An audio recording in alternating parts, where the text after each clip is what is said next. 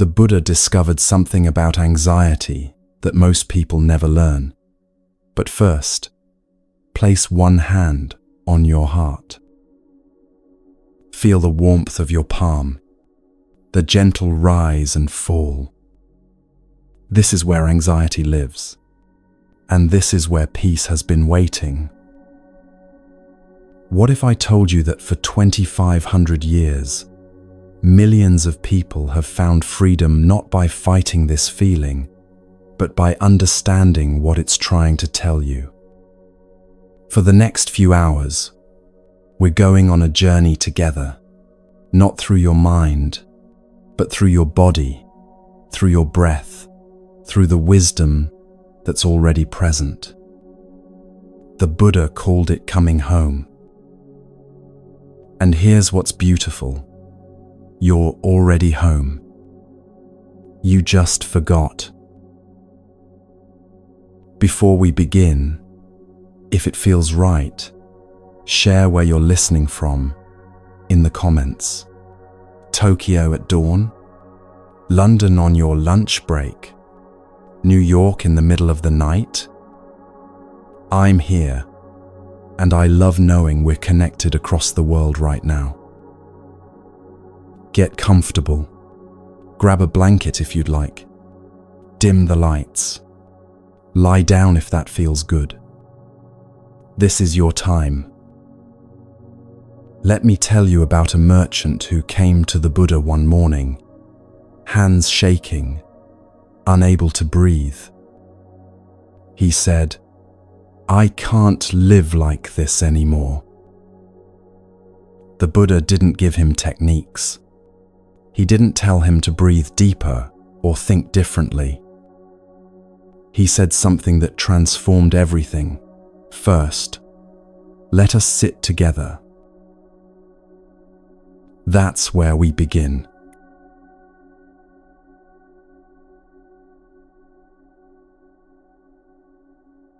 The merchant's name was Soma, and he hadn't slept properly in weeks. Every night he'd lie awake, calculating losses, imagining disasters, replaying the day's transactions, looking for mistakes. His ships were at sea, carrying goods across dangerous waters, and anything could happen. Pirates, storms, spoiled cargo, financial ruin. That morning, when he found the Buddha sitting under a tree outside the city, Soma collapsed to his knees. "I can't live like this anymore," he said. "My mind won't stop. Every sound makes me jump. I check my accounts constantly, but the worry never leaves. My heart races even when I'm standing still. What's wrong with me?" The Buddha looked at him with tremendous kindness. Not pity, but recognition. He'd seen this suffering before. The restless mind, the agitated body, the exhaustion of perpetual vigilance. First, the Buddha said, "Let us sit together." They sat in silence for a long while. Soma's mind kept racing. He had things to do, problems to solve. Why was he wasting time sitting? But gradually, something began to shift. The Buddha wasn't trying to fix him or teach him or give him answers. He was simply present. And in that presence, Soma felt something he hadn't felt in months. He wasn't alone with his terror. After a time, the Buddha spoke. "What you're experiencing has a name," he said. "Udaka, kukuka, restlessness, and worry. It's one of 5 hindrances that cloud the mind's natural clarity." Soma leaned forward. A name, a recognition that this wasn't unique to him, that others had experienced this too. This itself brought a small measure of relief. "Tell me about your ships," the Buddha said. Soma began listing his worries: the weather, the pirates, the markets, the competition. The Buddha listened without interrupting. When Soma finished, the Buddha asked, "And right now, in this moment, are your ships sinking?" "No," Soma admitted, "but they could be." "Right now, are pirates attacking them?" "No, but they might." "Right now, in this moment under this tree, what is actually happening?" Soma paused. He heard birds singing. He felt the morning breeze. He noticed the dappled sunlight through leaves. "Nothing," he said quietly. "Nothing is happening." "Exactly," the Buddha said. "Your ships are at sea. Your mind is at sea. But your body is here. Right now, you're safe. The danger exists only in your thoughts about the future." This conversation happened 2,500 years ago, but it could have happened yesterday. Because anxiety doesn't really change across centuries, only its objects change. Soma worried about ships. We worry about emails, bank accounts, health diagnoses, what someone meant by their text message, whether we're good enough. There's a woman who checks her front door lock 7 times before she can leave for work. 7 times. She locks it, walks to her car, feels that familiar spike of doubt, and returns. Lock it again. Touch the handle. Pull. Still locked. But the doubt rises again before she reaches the end of her driveway. She knows, intellectually, the door is locked after the first time. But knowing doesn't help. The anxiety whispers, "What if?" So she checks again, and again. Just like Soma checked his accounts, replayed his decisions, calculated and recalculated, looking for the certainty that never came. The Buddha identified 5 specific mental states that obscure our natural clarity, and he called them hindrances. The first is sensory desire, the reaching for pleasant experiences to avoid unpleasant ones. The second is ill will, the pushing away of what we don't want. The third is sloth and torpor, the heaviness and dullness that comes from disconnection. The fourth is doubt, the paralyzing uncertainty that prevents commitment to any path. And the fifth is uddhacca kukkuca, restlessness and worry. This is the hindrance most of us know intimately, the mind that won't settle, the thoughts that spiral, the body that can't relax, even when there's no immediate danger. Your anxiety might not look like checking locks or worrying about ships. Maybe it's checking your phone 40 times an hour, refreshing email, scrolling through news feeds, looking for the next disaster. Maybe it's replaying conversations, analyzing every word you said, wondering if you offended someone. Maybe it's lying awake at 3 a.m, running through tomorrow's to-do list, next week's deadlines, calculating odds, preparing for catastrophes that will probably never arrive. The forms vary, but the pattern is the same. The mind racing ahead or circling back, rarely resting in the present moment. The body tense, ready for threats that exist only in thought. And here's what makes it so exhausting. We respond to these mental threats the same way our ancestors responded to physical dangers. Fight, flight, or freeze. When your nervous system detects threat, whether it's a tiger in the forest or a difficult email you need to send, it doesn't distinguish.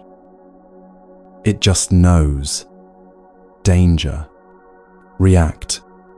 Survive. So you fight. You try to control everything, manage every outcome, plan for every possibility. You create lists and systems and backup plans, believing that if you just prepare enough, you'll finally feel safe. Or you flee.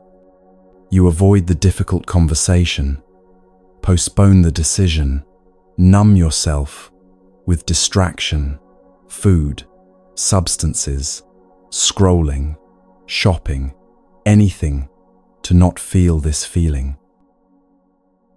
Or you freeze. You become paralyzed, unable to move forward or backward, stuck in indecision, overwhelmed by the sheer weight of possibilities. And none of these responses actually resolve the anxiety. They just perpetuate it. Fighting creates more to fight against. Fleeing creates more to flee from. Freezing creates deeper overwhelm. The woman checking her locks thought that if she just checked one more time, she'd finally feel certain. But certainty never came, because the problem wasn't whether the door was locked. The problem was her relationship with uncertainty itself. When the Buddha sat with Soma that morning, he helped him see something crucial. The anxiety wasn't happening to him. It was happening through him, through conditioned patterns that had been learned, reinforced, strengthened over time. Your mind is trying to protect you, the Buddha explained. It learned that by worrying about danger, you might prevent it. By staying vigilant, you stay safe. Your mind thinks it's helping you survive. But it's not helping, Soma said. It's destroying me.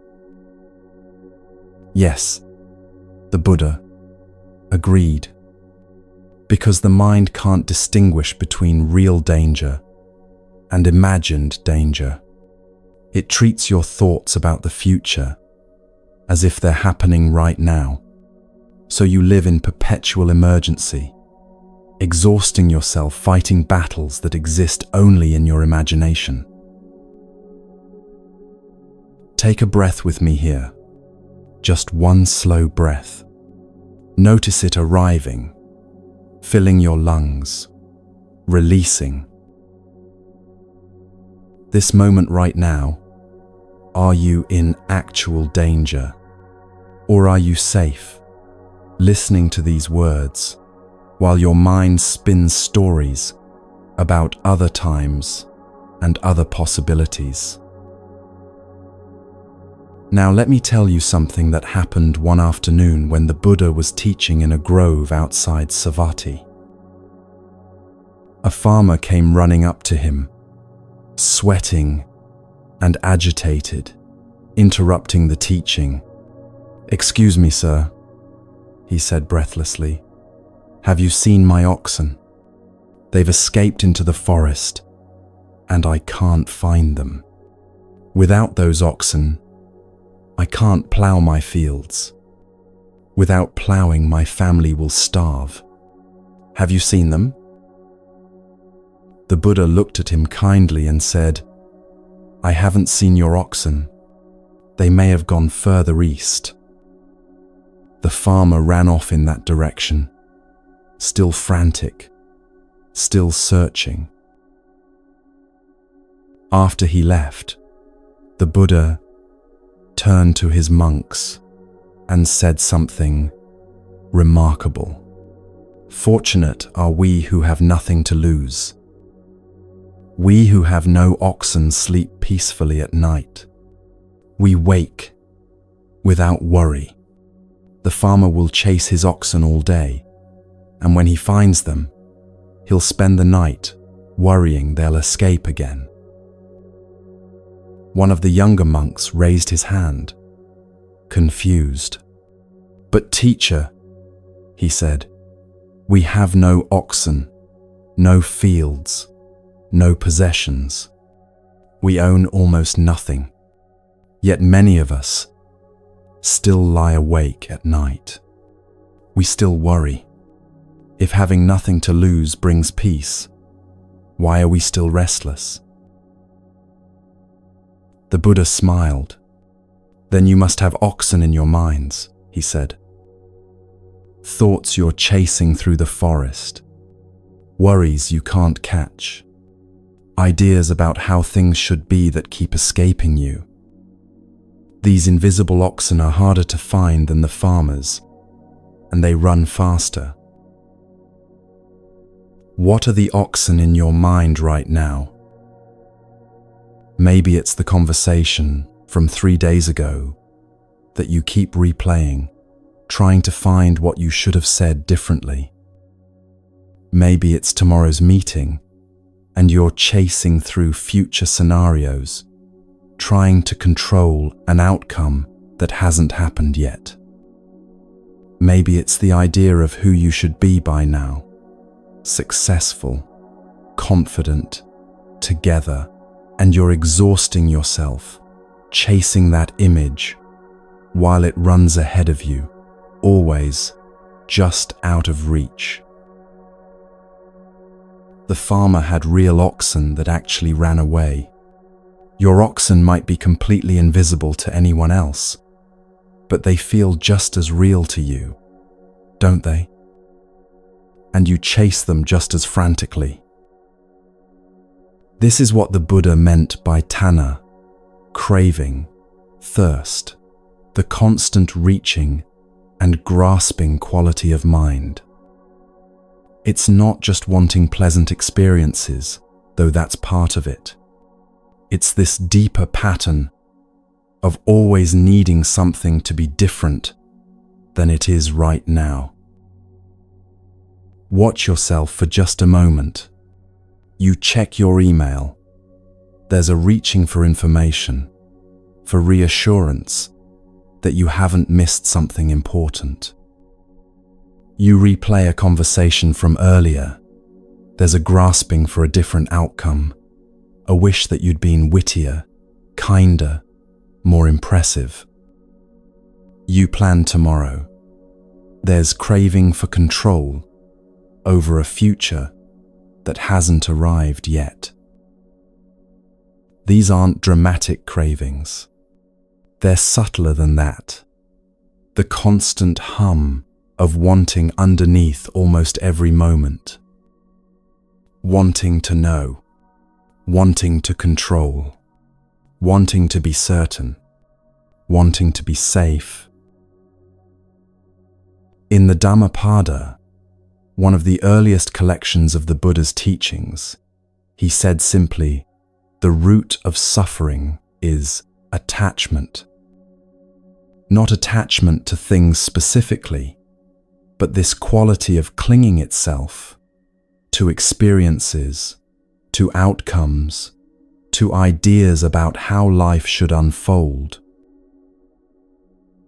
He identified 3 specific forms this craving takes, and once you see them, you'll recognize them operating almost constantly.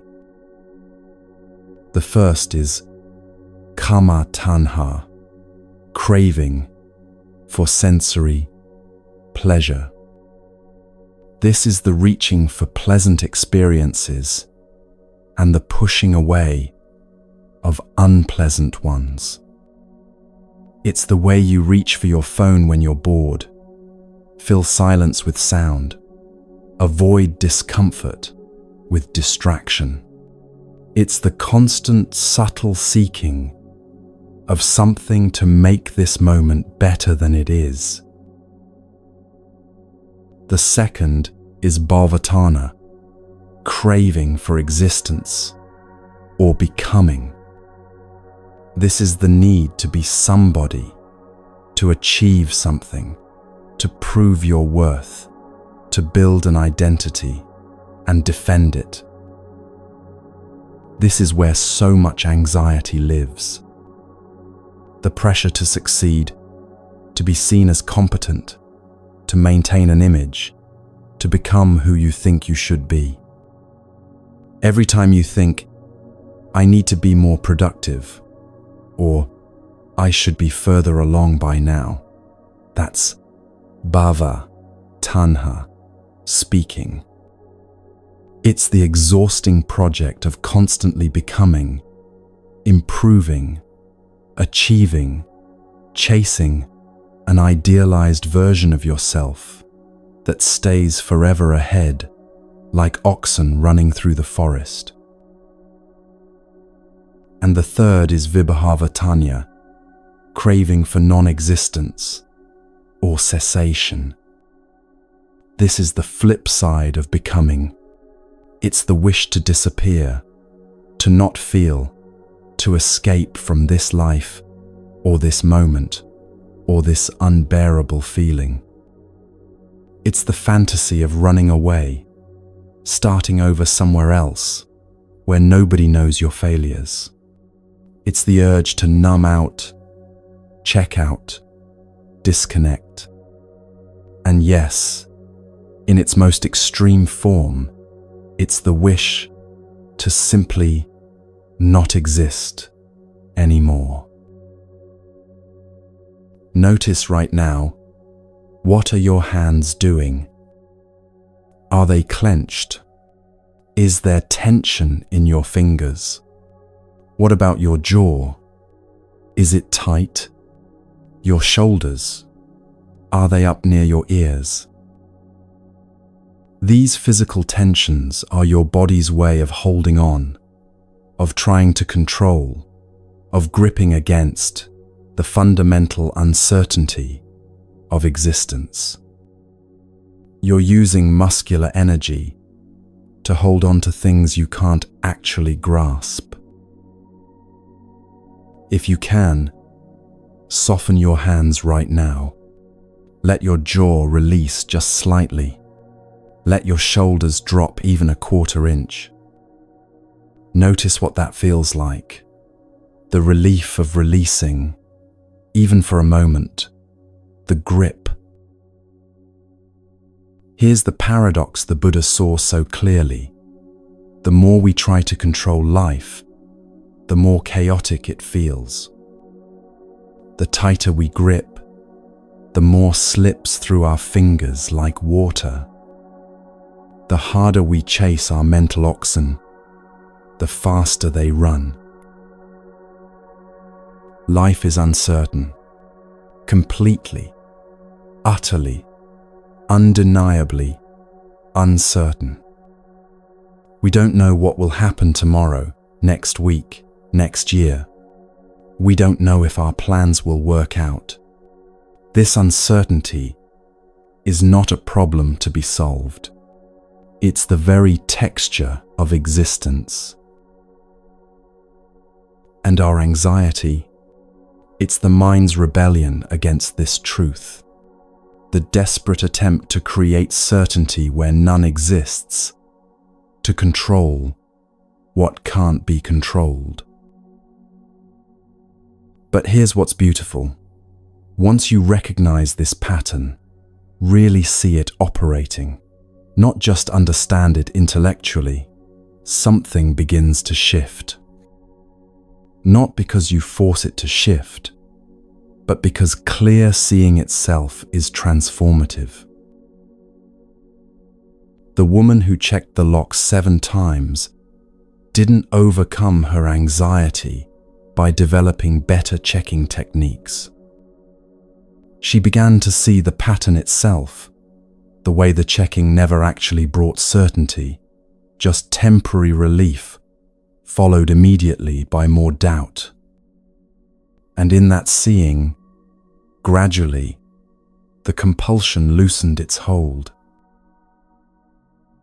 Now let me share something the Buddha taught that's crucial for understanding why anxiety takes such deep hold of us and how we can begin to free ourselves. He said there are 3 characteristics present in all of existence, 3 marks that define everything in this realm of form and experience. And our suffering arises directly from not seeing these characteristics clearly.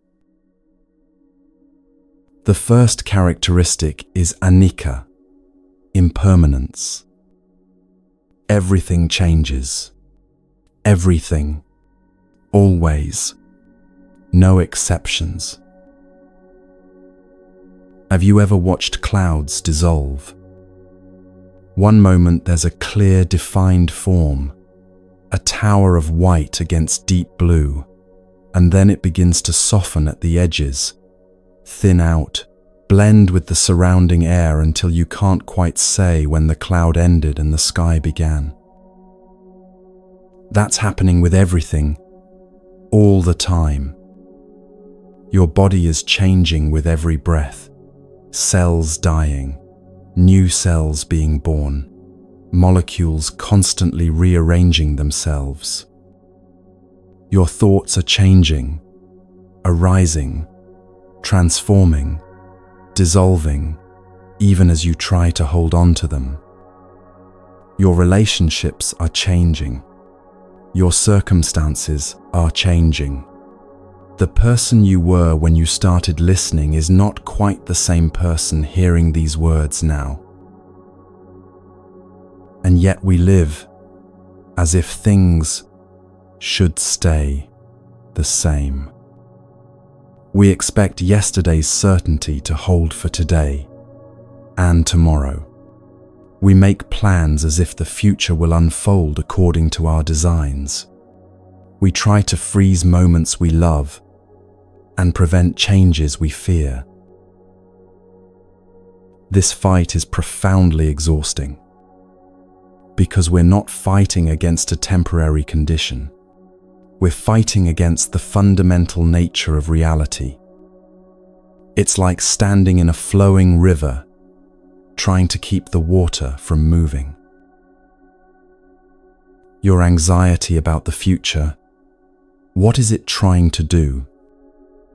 It's trying to make the future certain, controllable, knowable. But the future is made of the same impermanent substance as everything else. It hasn't happened yet. And even when it arrives, it will immediately begin changing into something else. The Buddha wasn't being pessimistic when he taught about impermanence. He was offering a key to freedom. Because if everything changes, everything, including this anxious moment you're in right now, then this feeling won't last forever. This difficulty will pass. Nothing stays the same, not even suffering. The second characteristic is dukkha.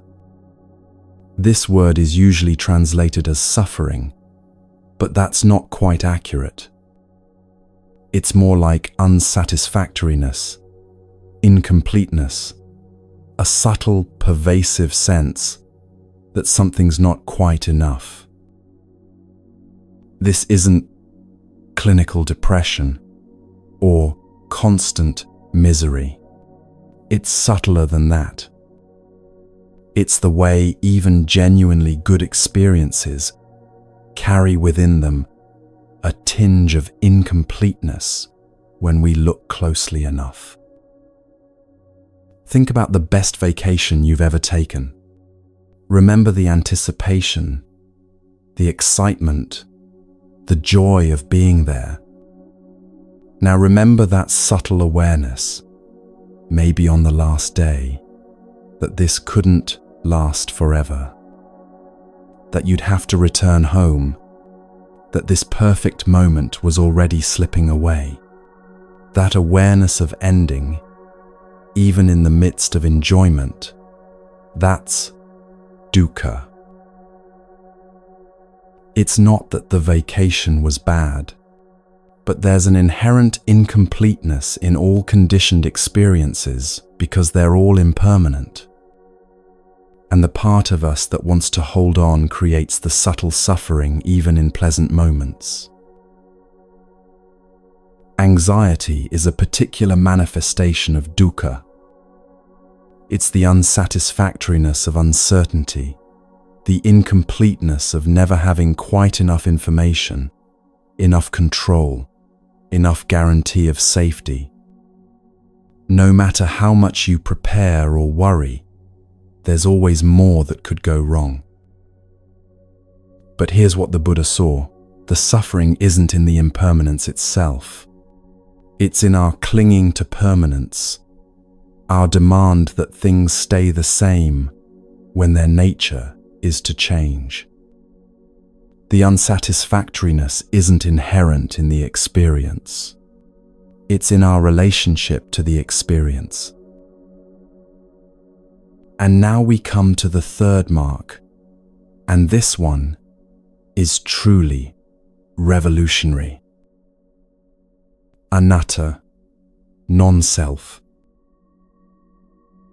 There was a woman at a meditation retreat, carrying so much anxiety she couldn't sit still for 5 minutes. On the third day, she approached the teacher in tears. "I am an anxious person," she said. "This is who I am, who I've always been. I can't change my fundamental nature." The teacher asked a simple question. Who is noticing the anxiety right now? She paused, confused. "I am," she said finally. "So there's anxiety happening," the teacher said slowly, "and there's an awareness that knows anxiety is happening. Which one are you?" This question stopped her completely. For the first time in days, maybe months, maybe years, she recognized a space between herself and the anxious thoughts. She wasn't the anxiety. She was the awareness watching the anxiety arise, intensify, and eventually pass. This points to what anatta actually means. Not that you don't exist, obviously you do, but that there's no fixed, permanent, separate, unchanging self that you can point to and say definitively, "This is me, and this will always be me." What we call I or me is actually a collection of constantly changing processes. The Buddha called these the 5 aggregates, and understanding them is crucial for understanding why we suffer and how we can be free. First, there's form, your physical body. But your body is changing every single moment. Cells dying and being born, breath flowing in and out, sensations arising and passing. Which version of your body is the real you? Second, there are feelings, not emotions, but the basic tone of pleasant, unpleasant, or neutral that colors every experience. These feelings are constantly shifting too, moment to moment. Are you the pleasant feeling? The unpleasant one? They can't both be you, and neither one lasts. Third, there's perception, the way you recognize and label things, how you make sense of raw sensation by comparing it to past experience. But your perceptions are conditioned by memory, culture, mood, context. They're interpretations, not absolute truths. Fourth, there are mental formations, thoughts, emotions, impulses, reactions, all the complex activities of mind. And this is where anxiety lives. It's a mental formation, a pattern that arises from causes and conditions, past experiences, current triggers, biological factors, learned responses. It comes, it goes, it changes in intensity. Fifth, there's consciousness itself, the knowing quality, the awareness that's present with every experience. But even consciousness changes depending on what it's aware of, what state your body is in, whether you're tired or alert. So which of these five is the real you? The body that's constantly changing, the feelings that shift moment to moment, the perceptions that differ from everyone else's, the mental formations that arise and pass like weather, the consciousness that changes with every new object of awareness. The Buddha's radical insight was that none of them is you, and all of them together aren't a permanent, unified you either. They're processes, interdependent and constantly changing, creating the experience of being a person without there being a fixed, separate, permanent self at the core.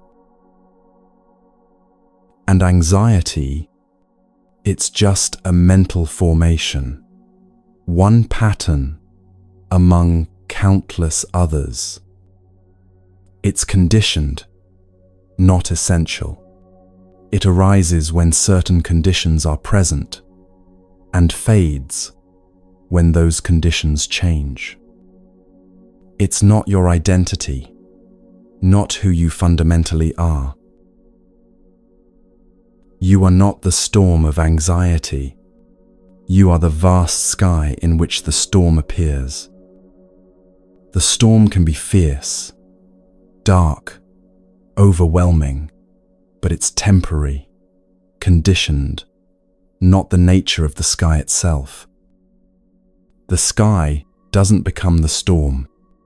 It allows the storm to pass through. Take a moment to feel this directly, not just think about it. Notice right now the awareness that's present, the knowing quality that's here. The awareness that knows you're listening to these words, that knows thoughts are present, that knows there might be anxiety or calm or anything else arising and passing. That awareness itself isn't anxious, is it? It simply is. Anxiety appears in it like a cloud in the sky, but the awareness itself, the sky of your being, remains untroubled, spacious, allowing. These three truths, impermanence, unsatisfactoriness, and non-self, are not philosophical concepts to memorize or debate. They're direct observations you can make about your own experience, right here, right now. Your anxiety is impermanent. It arises with causes, intensifies, peaks, and eventually passes, no matter how convinced you are, in the midst of it, that it will last forever. Your anxiety is unsatisfactory. It promises that worrying will keep you safe, that controlling will bring peace, but it delivers only more tension, more exhaustion. Your anxiety is not self. It's a conditioned pattern, not your essence, not your identity, not who you truly are, beneath the weather of thoughts and feelings. And in seeing these truths clearly, repeatedly, with patience and compassion and honest attention, the grip of anxiety begins to loosen. Not because you've defeated it or achieved some permanent state of enlightenment, but because you've stopped fighting against reality itself, stopped trying to make the impermanent permanent, the unsatisfactory satisfying, the selfless into a solid, separate, unchanging thing. The Buddha called this wisdom, seeing things as they actually are, rather than as we wish them to be. And wisdom, he taught, is the beginning of genuine freedom from suffering.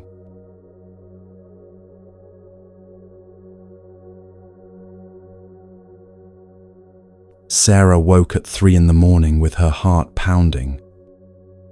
Again, the 3rd night this week. She lay in the dark, her husband breathing peacefully beside her, while her mind raced through an endless list. Did I send that email? Is my daughter struggling at school? What if I lose my job? What if something's wrong with my health?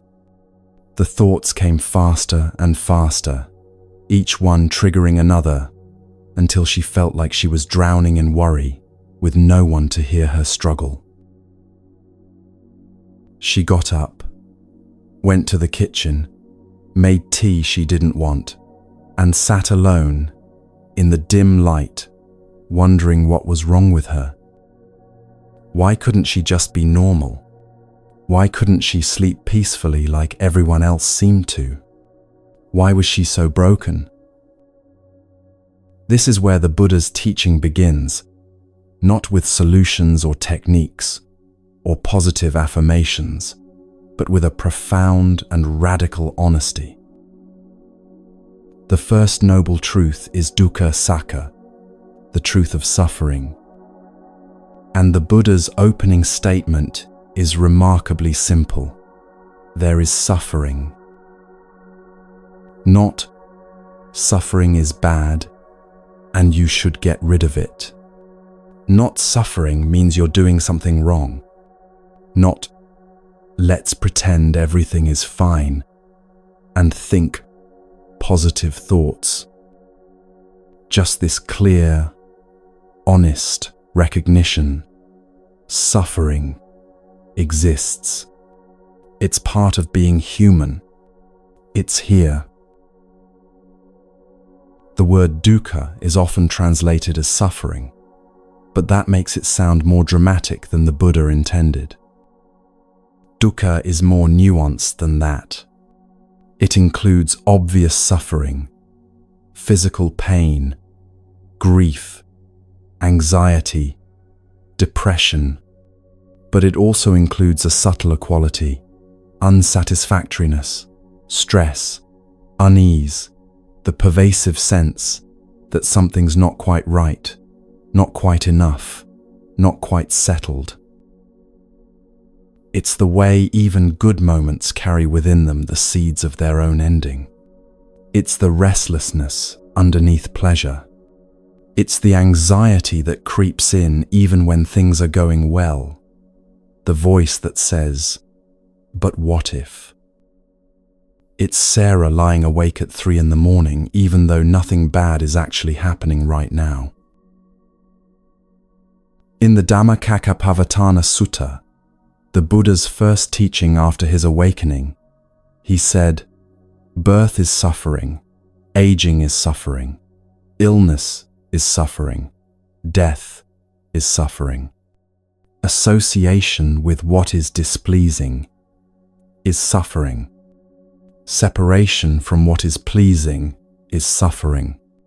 Not getting what one wants is suffering. In other words, if you have a body, you will experience physical discomfort and decline. If you have relationships, you will experience conflict and loss. If you have desires, you will experience frustration and disappointment. This isn't pessimism, it's realism. And here's what's remarkable about starting here. It gives you permission to stop pretending. You don't have to perform happiness. You don't have to apologize for struggling.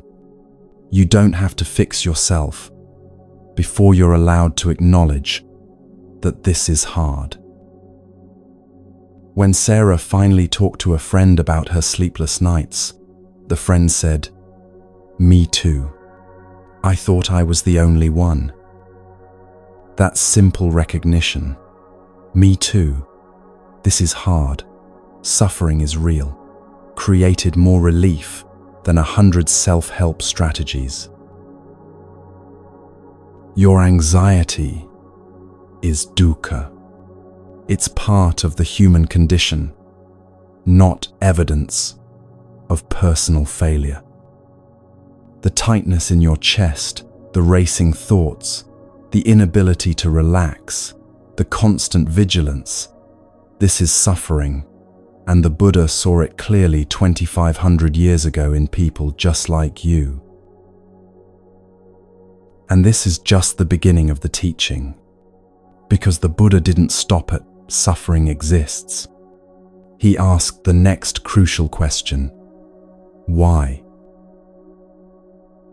There was a businessman named Marcus who had everything most people dream of: successful company, beautiful home, healthy family, financial security. And yet, he couldn't enjoy any of it. He was constantly chasing the next goal, the next achievement, the next milestone that would finally make him feel like he'd arrived. He'd reach a goal, double the revenue, buy the bigger house, get the prestigious award, and feel satisfied for maybe a day, maybe a week. Then the emptiness would return, and he'd set his sights on the next horizon, thinking, once I achieve that, then I'll finally be content. But the horizon kept moving. No matter how much he achieved, it was never quite enough. The goalpost kept shifting forward, always just out of reach. This is what the second noble truth addresses: samudaya, sakka, the truth of the origin of suffering. Suffering has a cause, and that cause is tana, craving, thirst, the grasping quality of mind that's always reaching for something other than what is. We explored this in the last section when we talked about the farmer's oxen and the 3 types of craving. But now we're going deeper, seeing how this craving doesn't just create discomfort. It's the actual root mechanism that generates and perpetuates our suffering. The Buddha was very specific about this. In the Samyutta Nikaya, he said, whatever suffering arises has craving as its root, craving as its origin. For craving is the root of suffering. Think about how this operates in your own anxiety. The anxiety itself is unpleasant. That's the first truth, the dukkha. But what keeps it going? What feeds it and makes it grow. It's the craving for certainty when life is fundamentally uncertain. It's the craving for control when so much is beyond your control. It's the craving for safety when being alive inherently involves risk. It's the grasping after the feeling of everything will be okay, which, even when you achieve it temporarily, immediately dissolves because life keeps changing. Let me show you how the 3 types of craving create anxiety in everyday moments. Kama tanha, craving for sensory pleasure, shows up as the reaching for anything that will make you feel better right now. You're anxious, so you reach for your phone, scroll mindlessly, trying to escape the discomfort. You pour a glass of wine, order takeout, shop online, binge a series, not because you really want these things, but because you're trying to soothe the unease. But the relief is temporary, and when it fades, the anxiety returns, often stronger, because now you also feel guilty about the coping mechanism. Bhavatana, craving for becoming, is the voice that says you need to be more, do more, achieve more, become somebody important, successful, admired. This creates enormous anxiety because you're never quite there yet, are you? There's always someone more successful, always another level to reach, always ways you're falling short of who you think you should be. Marcus lived here, endlessly chasing, never arriving. Every time you think, I should be more productive, that's bhava tanya.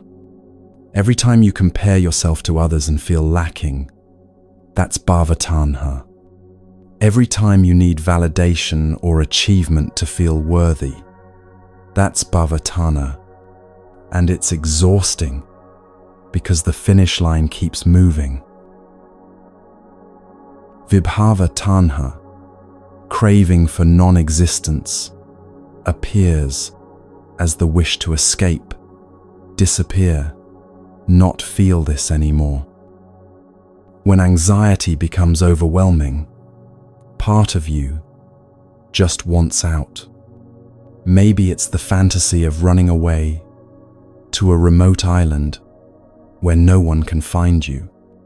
Maybe it's the urge to numb out completely, to disconnect from feeling anything at all. In its darkest form, it's the thought that you'd be better off not existing. These 3 forms of craving work together to create and maintain anxiety. You crave pleasure to escape discomfort, but the escape is temporary. You crave becoming to prove your worth, but the proving is endless. You crave non-existence when it all becomes too much, but that creates more suffering, more fear. And underneath all 3 is a deeper craving, the craving for certainty.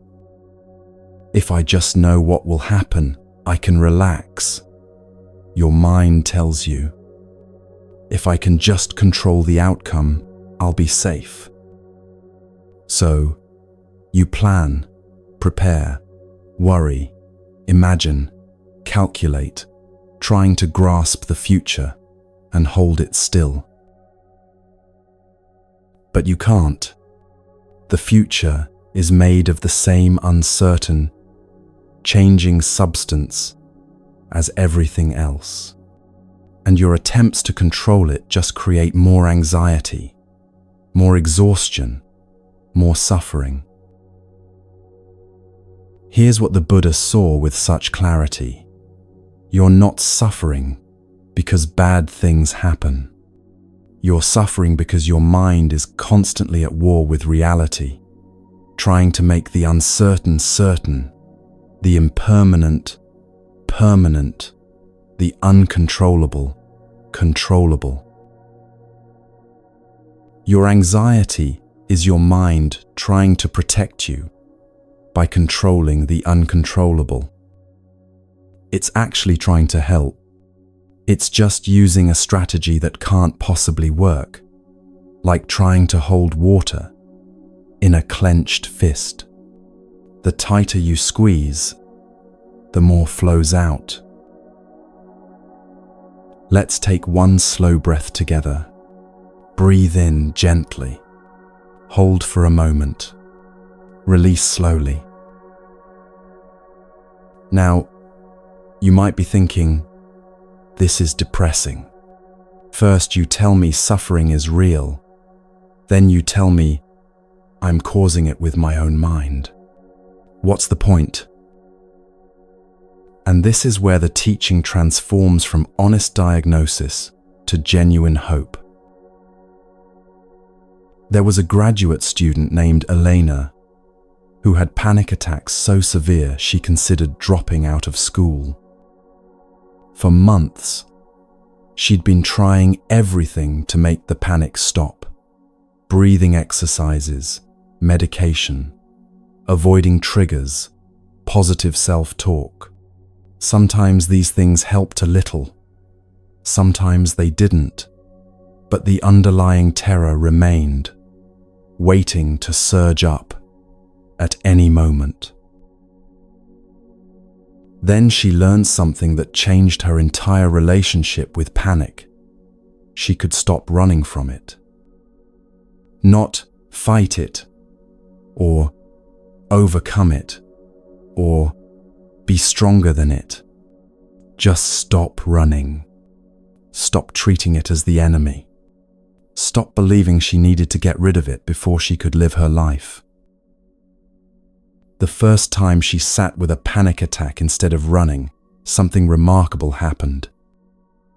The panic came, heart racing, chest tight, thoughts spiraling, and she said to herself, "Okay, you're here.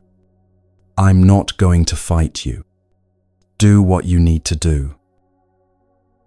And the panic peaked, held for a few minutes, and then began to subside. Not because she fought it or controlled it or thought positive thoughts, but because she stopped adding her resistance to it. She stopped suffering about suffering. This is the third noble truth, Nirodhasaka, the truth of cessation. And it's the most hopeful thing the Buddha ever said. Freedom is possible. Nirodha means cessation, ending, the stopping of suffering. But here's what's crucial to understand. The Buddha didn't promise you'd never feel anxious again. He didn't promise life would become easy or that difficulties would disappear. He promised something more profound and more realistic. You wouldn't be enslaved by it anymore. The anxiety might still arise. You're human. You have a nervous system. You live in an uncertain world. But its grip releases. It stops controlling your life. It becomes something you experience rather than something you are. Think about the difference between being caught in a storm and watching a storm from shelter. Both involve the storm existing, but your relationship to it is completely different. You can watch the lightning, hear the thunder, see the rain without being swept away by it. This is what Nirodha points to, not the end of all discomfort, but the end of being overwhelmed by it, controlled by it, defined by it. And this isn't just theory. Real people have walked this path. Not just monks in monasteries, though them too. Regular people, teachers, parents, students, workers, people dealing with anxiety, depression, trauma, loss, people who found that peace is possible even when circumstances are difficult, even when the mind is still sometimes restless, even when life remains uncertain. You don't have to white-knuckle through life anymore, constantly fighting your own mind, exhausting yourself, trying to control what can't be controlled. There's another way. In the Dhammapada, the Buddha said simply, there is a path to the end of suffering. Not, maybe there's a path, or for some people there's a path. There is a path. It's been walked by millions before you, and it's available to you right now, exactly as you are. And now, let me show you that path. Maya was an artist who'd stopped creating. Every time she sat down to work, anxiety would flood in. This isn't good enough. You're wasting your time, you'll never succeed. Who do you think you are? The inner critic was so loud she couldn't hear her own creative voice anymore. She tried to fight the critic, argue with it, prove it wrong. That didn't work. She tried to ignore it, push through it. That didn't work either.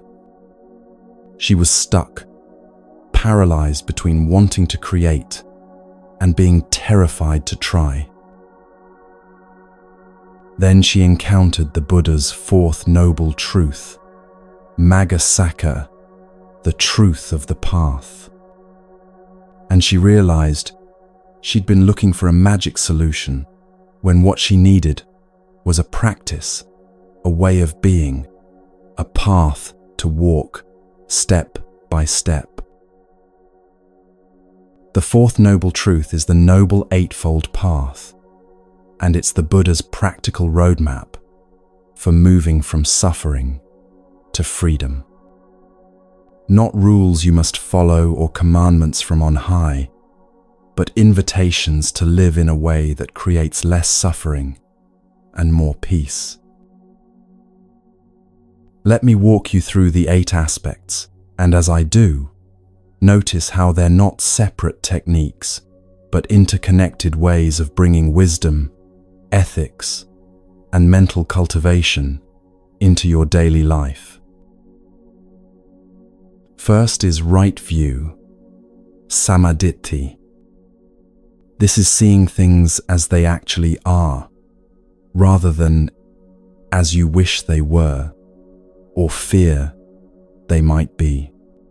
It's understanding the 4 noble truths we've been exploring, that suffering exists, has a cause, can cease, and there's a path forward.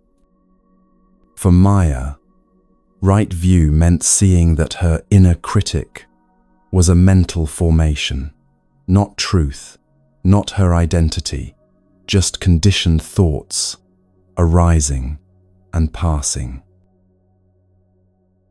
Second is right intention, sammasankappa. This is the quality of your motivation, the direction of your heart. The Buddha specified 3 aspects: renunciation of craving, goodwill toward all beings, and harmlessness. In terms of anxiety, right intention means approaching your anxiety with kindness rather than aggression, with curiosity rather than judgment, with the wish to understand rather than to fight. Third is right speech, samavaka. This is speaking truthfully, speaking helpfully, speaking kindly, speaking at the right time. Notice how this applies not just to how you speak to others, but how you speak to yourself.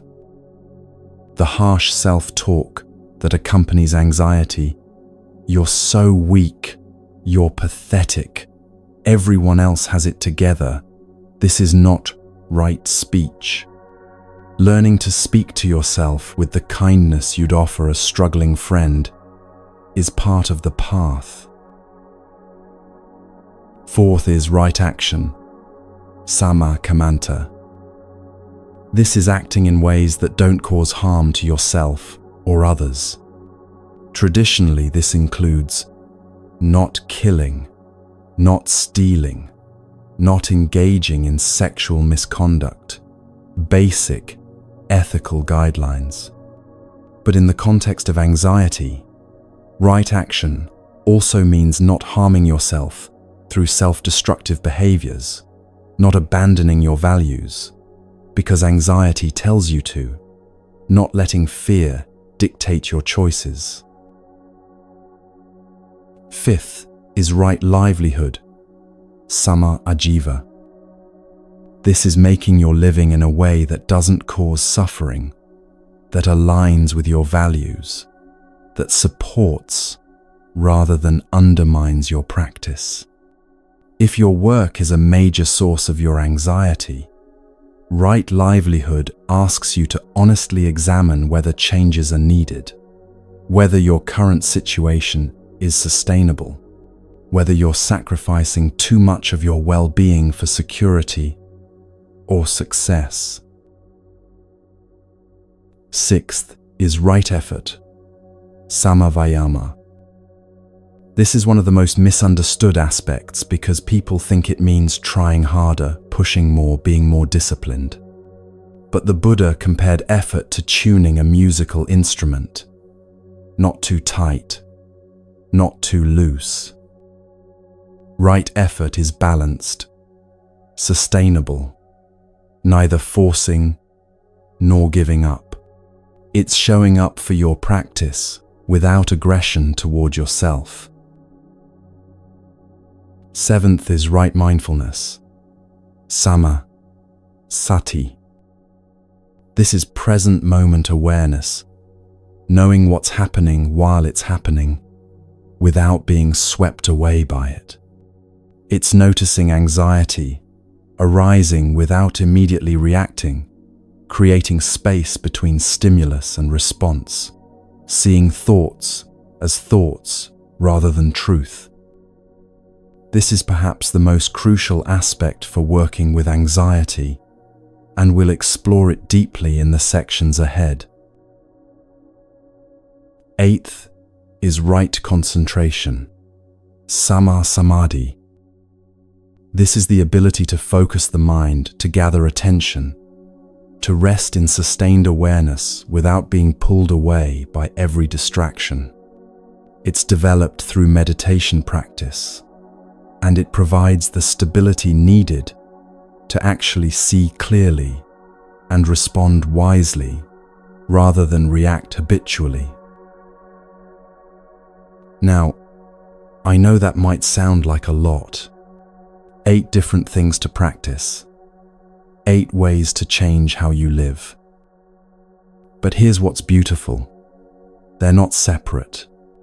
They support each other, strengthen each other, flow into each other. The path is often organized into 3 training categories that make it more approachable. First is wisdom training, right view, and right intention, which is about understanding clearly and setting your direction. Second is ethics training, right speech, right action, and right livelihood, which is about living in alignment with your understanding. Third is meditation training, right effort, right mindfulness, and right concentration, which is about cultivating the mind so you can actually embody what you understand.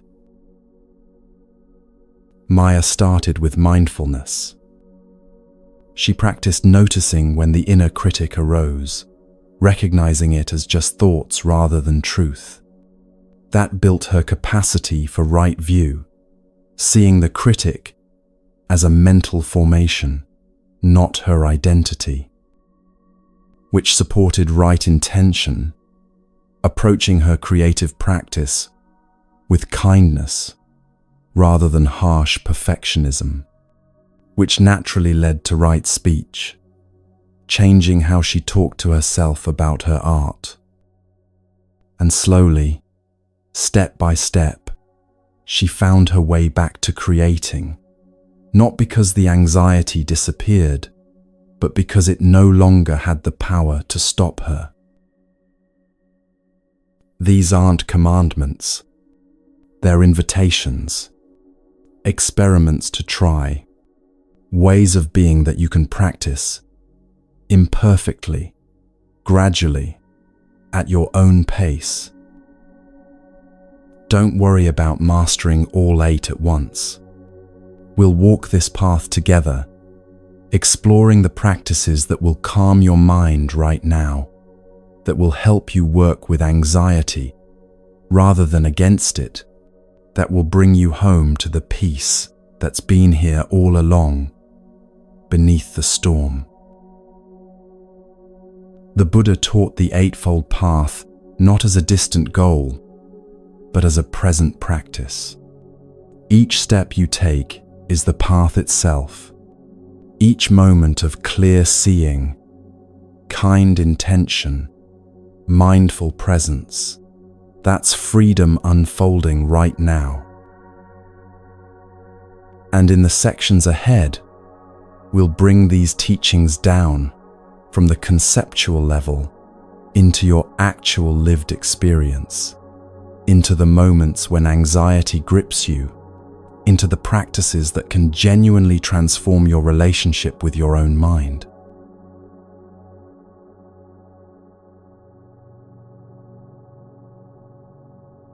There was a woman named Catherine who spent an entire year sitting by the same window, not because she was trapped or unable to move, but because that year she was recovering from surgery and couldn't do much else.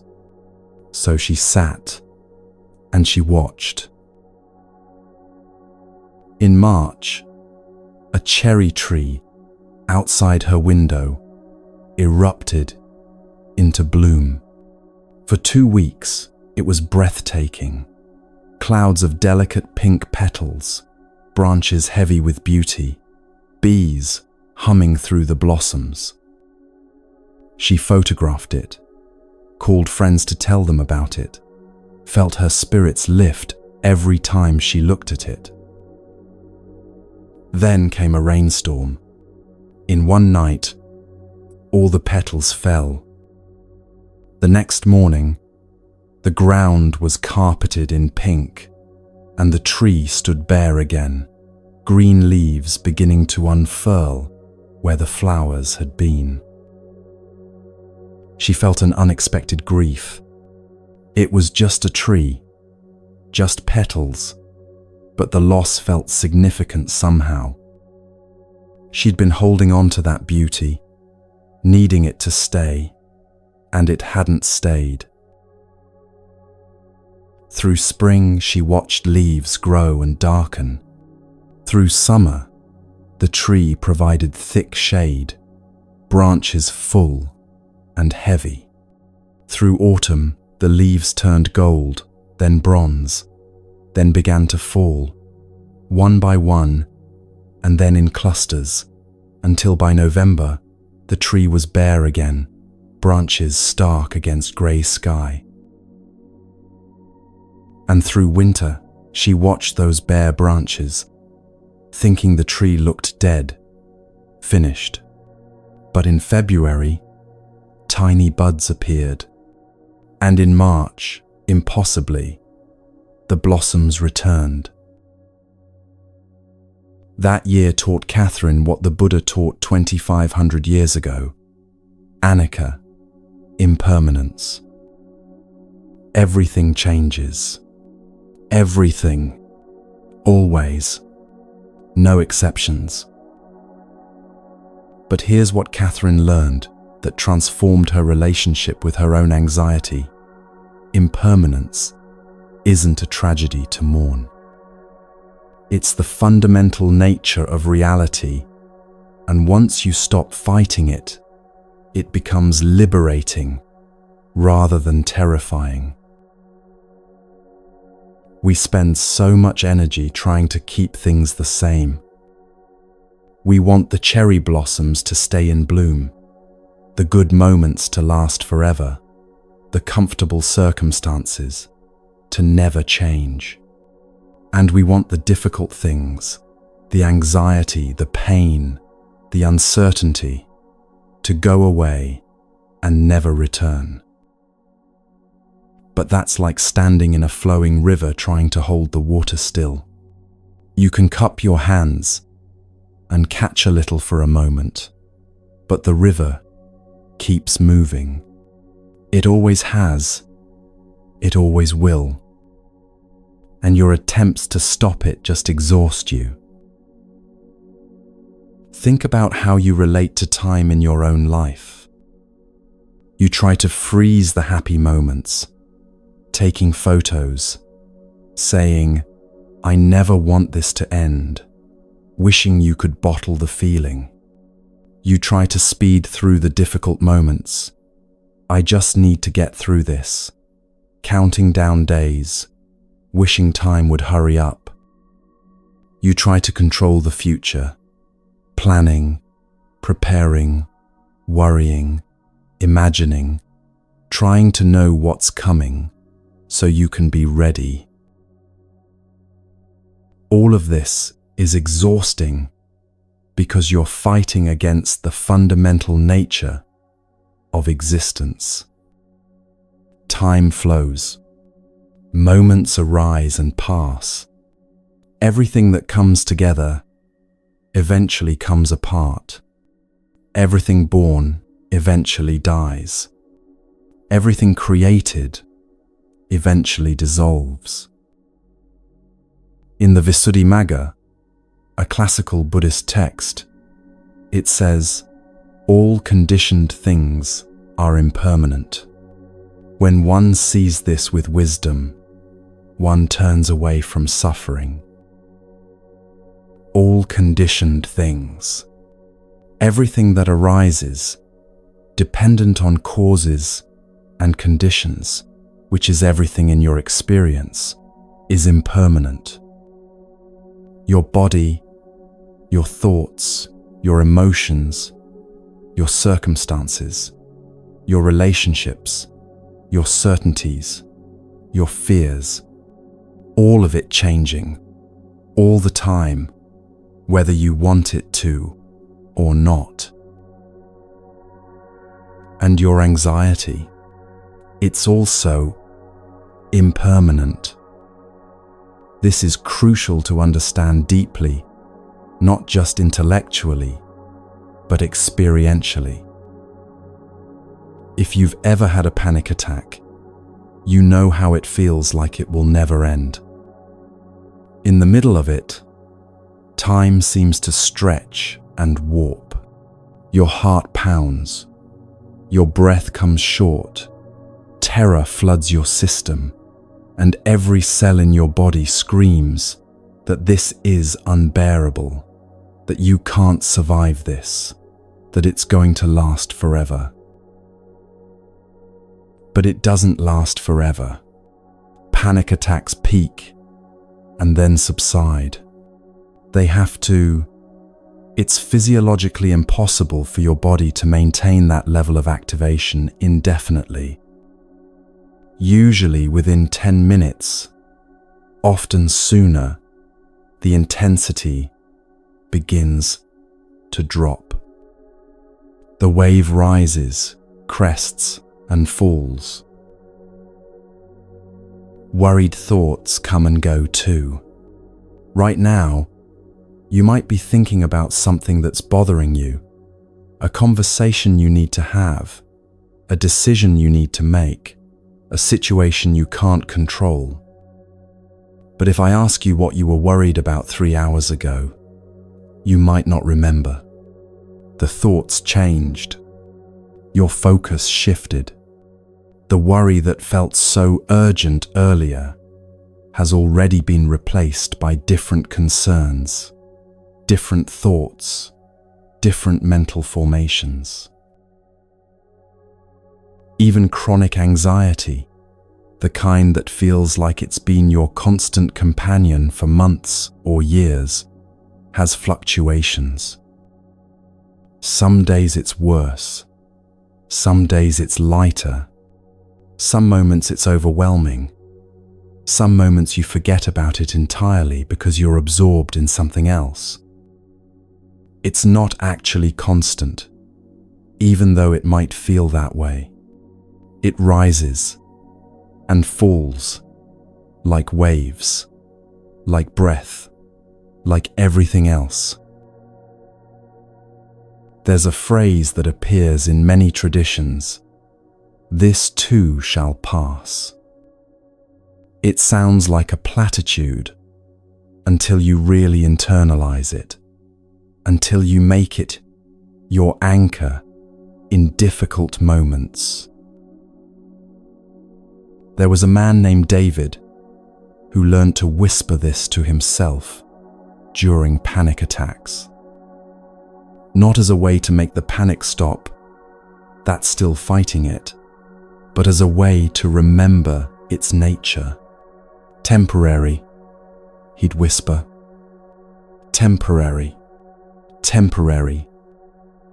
Not go away or stop or "I can't handle this," but just this simple acknowledgement: this is temporary.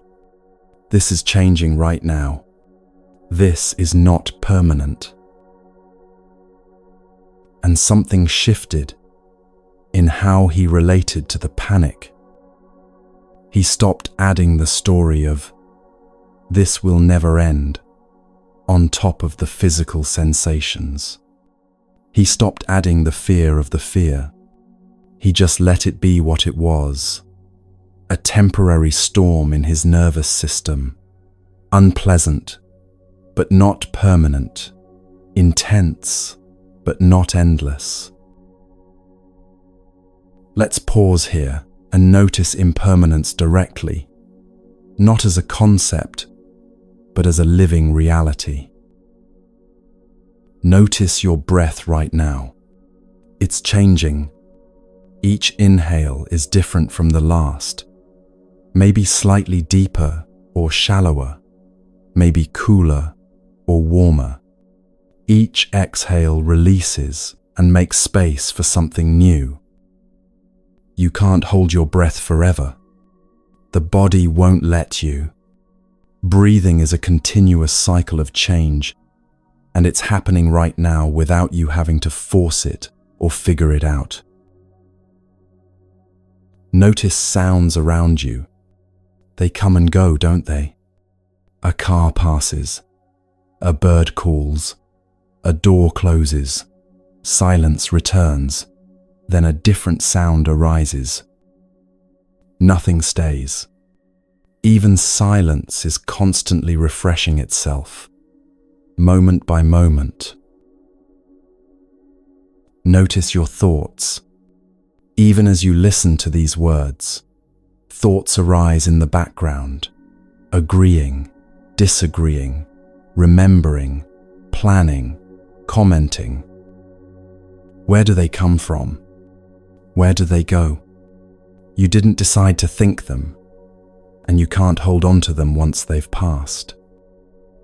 They're like clouds drifting through the sky of awareness, appearing, transforming, dissolving, replaced by new thoughts in an endless flow. This is anicca as direct experience, not philosophy.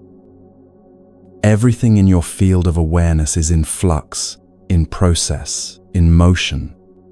Nothing solid, nothing fixed, nothing you can grasp and keep. And here's the paradox that Catherine discovered by her window. Watching the seasons turn, accepting impermanence, brings more peace than trying to create permanence ever could. When she stopped grieving the fallen cherry blossoms and started appreciating them precisely because they were temporary, something softened in her. The beauty became more precious, not less, because it was fleeting. The bare winter branches became beautiful too, in their starkness, because she knew spring would return, but also because she learned to appreciate what was, right now, without needing it to be something else. When you stop fighting impermanence, you stop wasting enormous amounts of energy on an unwinnable battle. You stop trying to make your anxiety go away forever, which it won't, because you're human and you live in an uncertain world. Instead, you start meeting it as it is, a temporary state that will change, that's already changing, that doesn't need to be fixed or fought or frozen in place. You don't have to hold on so tight. Not to the good moments, trying to make them last. Not to the bad moments, trying to understand why they happened or prevent them from happening again. Not to your ideas about how things should be, or who you should be, or what needs to happen for you to finally be okay. You can hold everything more lightly, with open hands, knowing that it will change anyway, whether you clench your fists or not.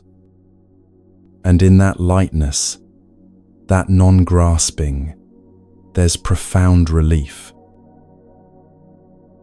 The cherry blossoms fall. The anxiety rises and falls. The breath comes and goes. And you, the awareness witnessing all of this, you remain spacious enough to hold it all without being broken by any of it. This is the wisdom of impermanence, not that everything you love will be taken away, but that everything is already in motion, already changing, and your freedom lies in flowing with that change rather than fighting against it.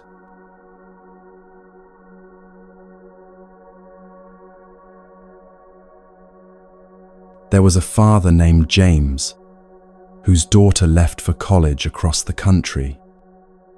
For 18 years, he'd been the center of her world, teaching her to ride a bike, helping with homework, driving her to activities, being there for every milestone. And then, in one afternoon, she was gone. He couldn't sleep the first few nights. He'd walk past her empty bedroom and feel a physical ache in his chest. He wanted to call her constantly, to make sure she was okay, to keep being needed, to hold on to the relationship they'd had. But slowly, painfully, he learned what the Buddha meant by letting go. Not abandoning his daughter or stopping loving her, but releasing his grip on how their relationship had to be, on his need to be needed, on his fear of her growing away from him. This is one of the most misunderstood teachings in Buddhism: detachment. People hear that word and imagine coldness, indifference, not caring about anything or anyone. But that's not what the Buddha taught at all.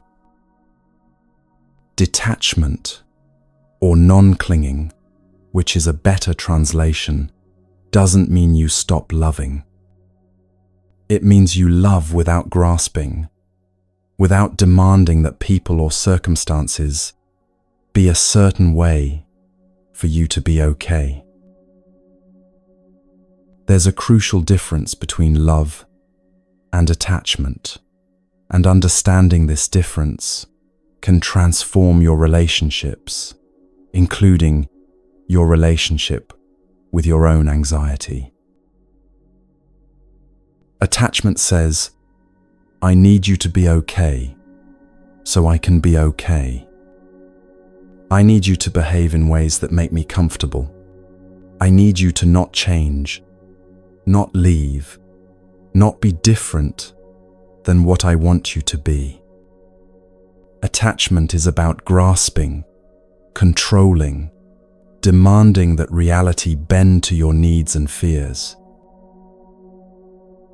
Love says, I wish for your well-being, whatever form that takes. I'll support you in becoming who you need to become. I'll hold you with care, not with clinging. Love has space in it, breath, allowance for change, and growth, and difference. James loved his daughter. That never changed. But his attachment to being needed, to their old dynamic, to his role as essential protector, that had to be released.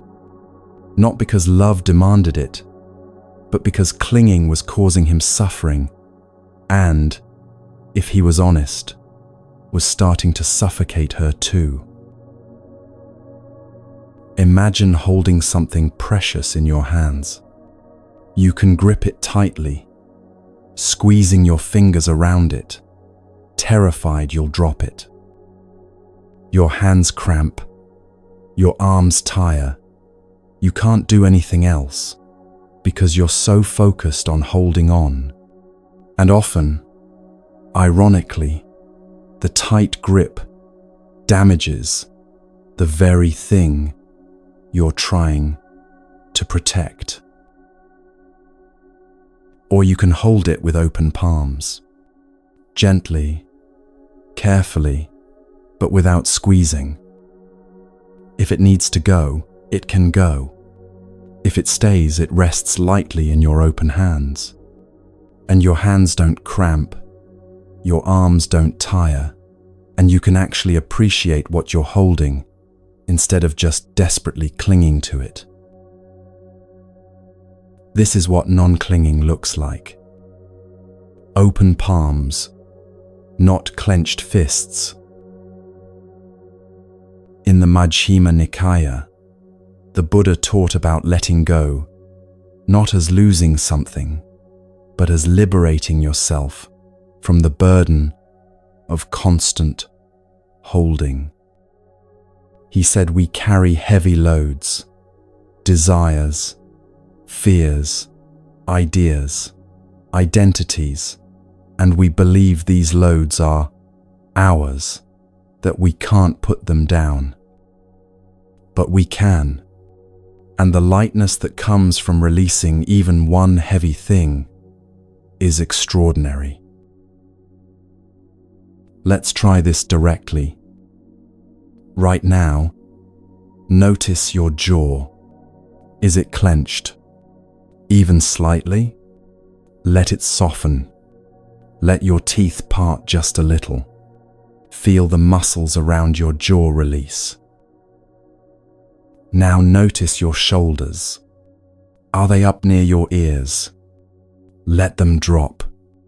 Just an inch? Or even less. Feel the weight settling down, the tension releasing. This is letting go. This small release in your body right now, this is what the Buddha was pointing to, just on a larger scale. You can release your grip on how things should be, on what you think you need to be okay, on your demand for certainty and control. And here's how this applies directly to anxiety. You can stop fighting it. Stop demanding that it go away before you can live your life. Stop treating it as evidence that something is terribly wrong with you. Stop adding suffering to suffering by resisting what's already here. There was a woman named Lisa who'd been fighting her anxiety for years. Fighting was the only way she knew how to relate to it, trying to make it stop, suppressing it, being angry at herself for feeling it, seeing it as weakness, as failure, as something to overcome through sheer willpower. She was exhausted, and the anxiety wasn't getting better. If anything, it was getting worse because now she was anxious about being anxious, adding layers of resistance and judgment on top of the original discomfort. Then someone asked her, "What if you stopped fighting it? Just for one day? What if you let it be there?" At first, this sounded like giving up, like letting anxiety win. But she was so tired of fighting that she tried it. The next time anxiety arose, instead of immediately trying to make it go away, she said to it, "Okay, you're here. I don't like it, but you're here. I'm not going to fight you right now." And something remarkable happened. The anxiety was still there. She hadn't made it disappear, but it wasn't as overwhelming because she'd stopped adding the resistance to it. She'd stopped making it worse by fighting it. She'd opened her palms instead of clenching her fists. This is not resignation. It's not giving up or deciding to be miserable forever. It's recognizing the difference between pain and suffering, between what's happening and your relationship to what's happening. The anxiety arising, that's not always in your control. Your nervous system, your history, your biology, your circumstances, these create conditions for anxiety to arise. But your response to it, your relationship with it, the story you tell about it, that's where your freedom lives. You can stop needing certainty about the future, not because you've become enlightened and transcended all human needs, but because you've recognized that certainty is impossible, and your demand for it is creating more suffering than the uncertainty itself. You can stop needing to control every outcome, not because you've become passive or stopped caring, but because you've seen that control is largely an illusion, and your attempts to grasp it are exhausting you. You can stop needing your anxiety to disappear before you can do what matters to you. Not because you've overcome anxiety, but because you've realized you can feel anxious and still show up, still act, still live. This is letting go, releasing your grip on how things have to be. Not because you don't care, but because you care enough to stop making things worse through your clinging. And here's what's beautiful and often surprising. When you let go, when you stop fighting, when you hold life with open palms instead of clenched fists, the things you were so afraid of losing often remain. They just rest more lightly. You can still love deeply, care profoundly, engage fully. You just do it without the desperate grasping that creates so much of your suffering. James learned to love his daughter without needing to control her choices or keep her close. Their relationship changed. It had to, but it didn't end. In fact, it deepened once he stopped clinging to what it used to be and allowed it to become what it is. Lisa learned to live with anxiety without needing it to go away. It still arises sometimes. She's human. She has a nervous system. She lives in an uncertain world. But it doesn't control her anymore because she's stopped fighting it, stopped identifying with it, stopped demanding that she be anxiety-free before she can be okay. And Catherine, watching the seasons turn from her window, learned that loss and renewal are part of the same cycle, that nothing gold can stay, but nothing is truly lost either. It just transforms, changes form, returns in a different way. The relief that comes with release is immediate and profound. You might feel it right now, even just reading these words, as some small part of you relaxes its grip, the shoulders dropping, the jaw softening, the tight grip on how things should be loosening just slightly. You don't have to hold it all together, all the time. You don't have to know what's going to happen. You don't have to fix yourself or figure everything out before you can rest. You can let go, just for this moment, of all the heavy things you've been carrying. And in that letting go, you might discover what the Buddha discovered, that the freedom you've been seeking isn't in controlling everything or making anxiety disappear. It's in releasing your grip on the need for control itself.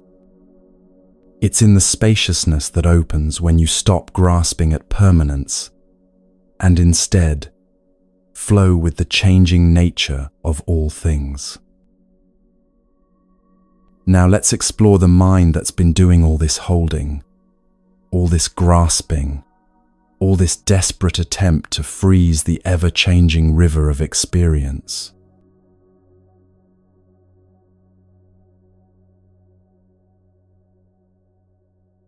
There was a woman named Rachel who'd been having the same intrusive thought for months. Every time she drove across a bridge, her mind would whisper, "What if you swerve? What if you lose control? What if you drive off the edge?" At first, she fought these thoughts with everything she had. She'd argue with them, "I would never do that. I'm a safe driver. That's ridiculous." She'd try to replace them with positive affirmations. "I am calm and in control." She'd white-knuckle the steering wheel and force herself to think about something else, anything else. But the thoughts kept coming, and worse, they seemed to be getting stronger, more frequent, more distressing. She started avoiding bridges, taking longer routes, arranging her life around these terrifying thoughts that she couldn't make stop. Then she learned something that changed everything. She didn't have to fight the thoughts at all. She could just notice them. This is the practice the Buddha called sati, mindfulness, or more accurately, aware remembering, clear knowing, the ability to witness what's happening without being swept away by it. Mindfulness is not what many people think it is. It's not forcing yourself to be positive or pretending difficult thoughts aren't there. It's not suppressing emotions or becoming some kind of unflappable Zen master who never gets upset. It's not about being calm, though sometimes calm arises as a result. Mindfulness is simply this: knowing what's happening while it's happening without getting lost in it. Think of it this way: you are the vast sky. Anxiety, thoughts, emotions, these are weather passing through. Sometimes the weather is beautiful, clear blue, warm sun, gentle breeze. Sometimes the weather is stormy, dark clouds, thunder, lightning, torrential rain. But the sky itself isn't damaged by the weather. It holds it all, allows it all, and remains fundamentally spacious and clear. When you practice mindfulness, you're learning to rest as the sky rather than being tossed around by the weather. You're developing the capacity to witness anxiety, thoughts, sensations, without believing they are you, without needing them to be different, without being controlled by them. The next time Rachel had that intrusive thought while driving, she tried something new. Instead of fighting it, she noticed it. "There's that thought again," she said quietly to herself. "The what if you swerve thought. It's here." And something remarkable happened. The thought was still there. She hadn't made it disappear, but it had less power because she wasn't wrestling with it anymore. She was simply aware of it, the way you might be aware of a cloud passing overhead without needing to grab it or push it away.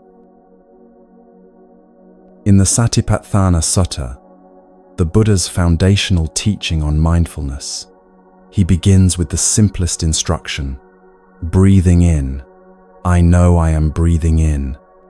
Breathing out, I know I am breathing out. Not controlling the breath, not making it deeper or slower, not turning it into a technique to calm down, just knowing it, just being aware that breath is happening. This is the essence of mindfulness: clear, simple knowing. Let's practice this for just a moment. Right now, as you listen to these words, notice that thinking is happening. You don't have to change the thoughts, or judge them, or figure them out. Just notice. There are thoughts present. Maybe there's a thought about what you heard earlier in this teaching. Maybe there's a thought about something you need to do later. Maybe there's a thought judging this practice as silly, or wondering if it will work. Whatever thoughts are there, just notice them. And now notice this. You're noticing the thoughts. There's awareness happening. Something in you knows that thoughts are present. That knowing, that awareness, that's not a thought. That's you as the sky, witnessing the weather. This is the revolutionary shift that mindfulness makes possible. From I am anxious to I notice anxiety is present. Do you feel how different those two statements are? I am anxious means anxiety is your identity, your essence, your unchanging reality. I notice anxiety is present means anxiety is an experience you're having, a visitor in the house of your awareness, something that's here now but wasn't here an hour ago and won't be here forever. One of the most helpful tools in mindfulness practice is simple labeling. When you notice anxiety arising, you can quietly label what's happening. Worrying. This is worrying. When your mind goes to the past, you can label remembering. This is remembering. When it jumps to the future, planning. This is planning.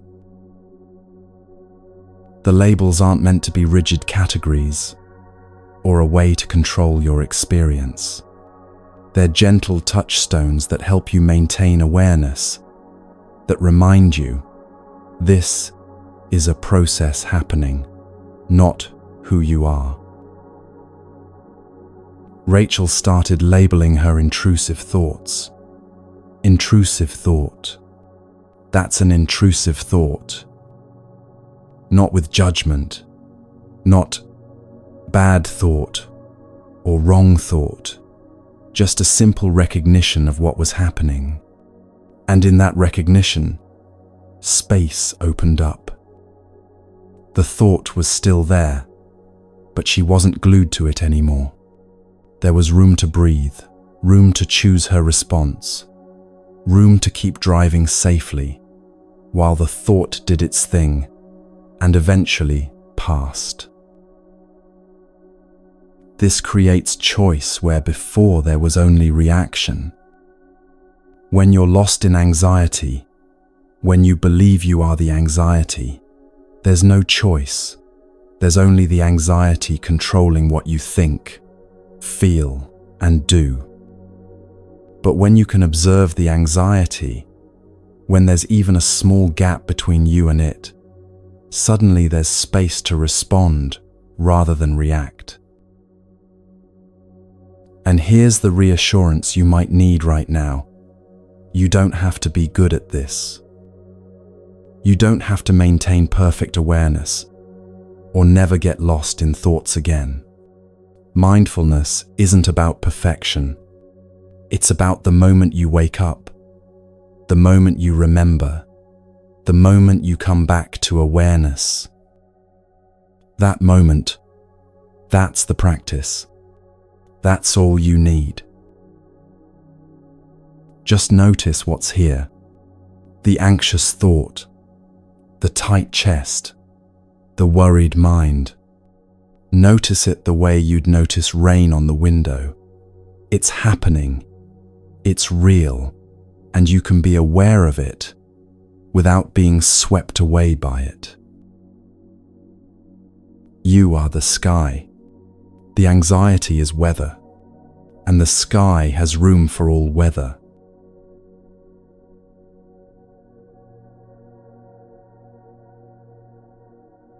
There was a chef named Marcus who worked in a high-end restaurant where everything moved fast, orders firing constantly, tickets piling up, customers expecting perfection, managers watching every move. His anxiety lived in his chest like a tight fist, especially during the dinner rush, when he could barely breathe between tasks. One evening, overwhelmed and on the verge of a panic attack, he forced himself to focus on just one thing: chopping an onion. Not the 50 other things that needed to happen, not the tickets waiting, not the fear of falling behind. Just this onion, this knife, this cutting board. He noticed the weight of the knife in his hand, the smell of the onion as the blade cut through, the sound of the knife hitting the board. Tap, tap, tap. The way each slice fell away from the others, translucent layers catching the light. For those 2 minutes of chopping, the anxiety was still there in the background, but he wasn't drowning in it anymore, because his attention was here, on this simple, ordinary task. And when he finished the onion and moved to the next task, he brought that same quality of attention with him. This breath, this step, this moment. This is what the Buddha meant by present moment awareness, bringing your full attention to what's actually happening right now, rather than being lost in stories about the past or fears about the future. Anxiety, by its very nature, lives in the future. It's your mind time-traveling ahead, imagining what could go wrong, preparing for disasters that haven't happened and might never happen. What if I fail? What if they judge me? What if something terrible happens? All future, all imagined, all taking you away from the only moment you actually have, this one. Peace lives in now. Not because the present moment is always pleasant, it's not. But because right now, in this actual moment, you can only deal with what's actually here, not with the infinite possible futures your mind can generate. Marcus discovered something profound in those 2 minutes of chopping an onion. There's magic in the ordinary when you bring your full attention to it. Washing dishes can become a meditation when you feel the warm water on your hands. Notice the soap bubbles forming and popping. Hear the quiet sound of plates being cleaned. Walking can become a refuge when you feel each foot touching the ground. Sense the movement of your body through space. Notice the air on your skin. Even breathing, something you do 20,000 times a day without thinking, becomes extraordinary when you bring awareness to it. Let's practice this together for just a moment. Bring your attention to your senses right now, to what's actually present, rather than what you're thinking about. What do you hear? Maybe there's the sound of these words. Maybe there's traffic outside, or silence, or the hum of a refrigerator, or birds, or wind. You don't need to analyze what you hear, or label it beyond simple recognition. Just let hearing happen and be aware of it. What physical sensations are present? Maybe there's the feeling of your body making contact with whatever you're sitting or lying on. Maybe there's warmth or coolness on your skin. Maybe there's tension somewhere, or ease somewhere else. You don't need to change anything. Just notice what's already here. This is present moment awareness.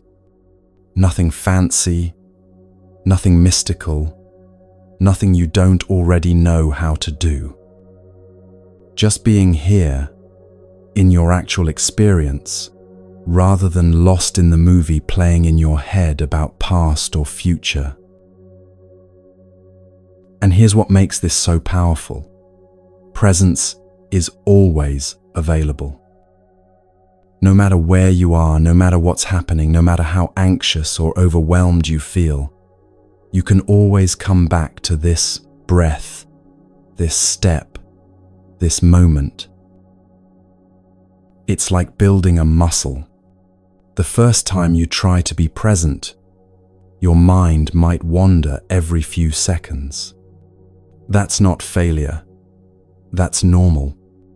The practice isn't staying present forever. The practice is noticing you've wandered and coming back. Again and again and again, coming back. Every time you notice you've drifted into worry about tomorrow, and you bring your attention back to the feeling of your feet on the floor, that's success. Every time you catch yourself replaying yesterday's conversation and you return to the breath, that's the practice working.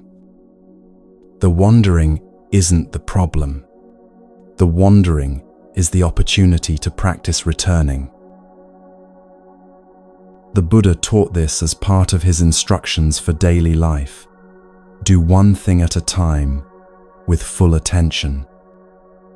When you walk, just walk. When you eat, just eat. When you wash your hands, just wash your hands.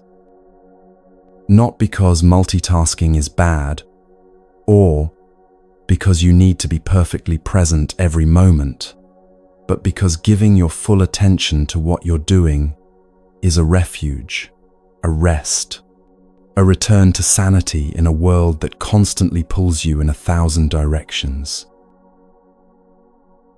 There was a parent named Sophia who felt constantly overwhelmed by everything she had to do. Work deadlines, kids' schedules, household tasks, emails piling up, phone calls to return, decisions to make. Her mind was always 3 steps ahead, trying to juggle it all, and she felt like she was failing at everything because she could never give anything her full attention. Then she tried something simple. When she was with her daughter at bedtime, she was just with her daughter. Not checking her phone, not mentally running through tomorrow's to-do list, not thinking about work, just reading the story, tucking in the covers, listening to the small voice, sharing the day's events. 10 minutes of full presence. And both Sophia and her daughter felt the difference. The time became nourishing rather than stressful, connecting rather than fragmenting. And paradoxically, by slowing down and being fully present for those 10 minutes, Sophia felt less overwhelmed overall, because she'd touched something real, something that fed her rather than depleting her. The cumulative effect of these small moments is profound. You don't need to be present for hours a day. Minutes of genuine presence add up to a calmer nervous system, a quieter mind, a life that feels more lived rather than just survived. One conscious breath while waiting at a red light. 30 seconds of really tasting your morning coffee instead of drinking it while doing 3 other things. 2 minutes of feeling water on your hands while washing dishes. These aren't wasted time. They're medicine. They're practice. They're moments of sanity in an often insane world. And every time you notice you've been lost in anxious thoughts, and you return to presence, to breath, to sensation, to this moment, that's not failure. That's exactly the practice.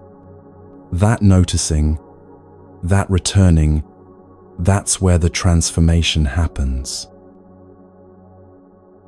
You don't have to get this right. You just have to keep returning. Keep coming back to now. Keep touching this breath, this step, this moment of actual lived experience, rather than imagined future catastrophe. And in that returning, in that presence, you'll find what you've been looking for, not the absence of anxiety, but the capacity to be with what is, without being overwhelmed by it.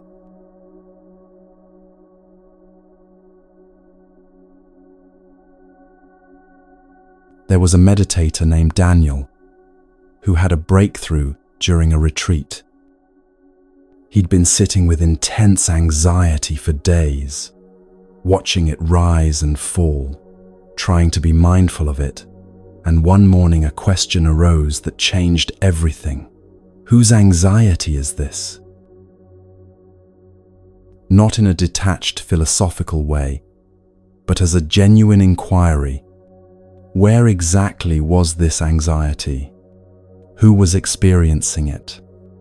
What was the I that claimed to have this anxiety?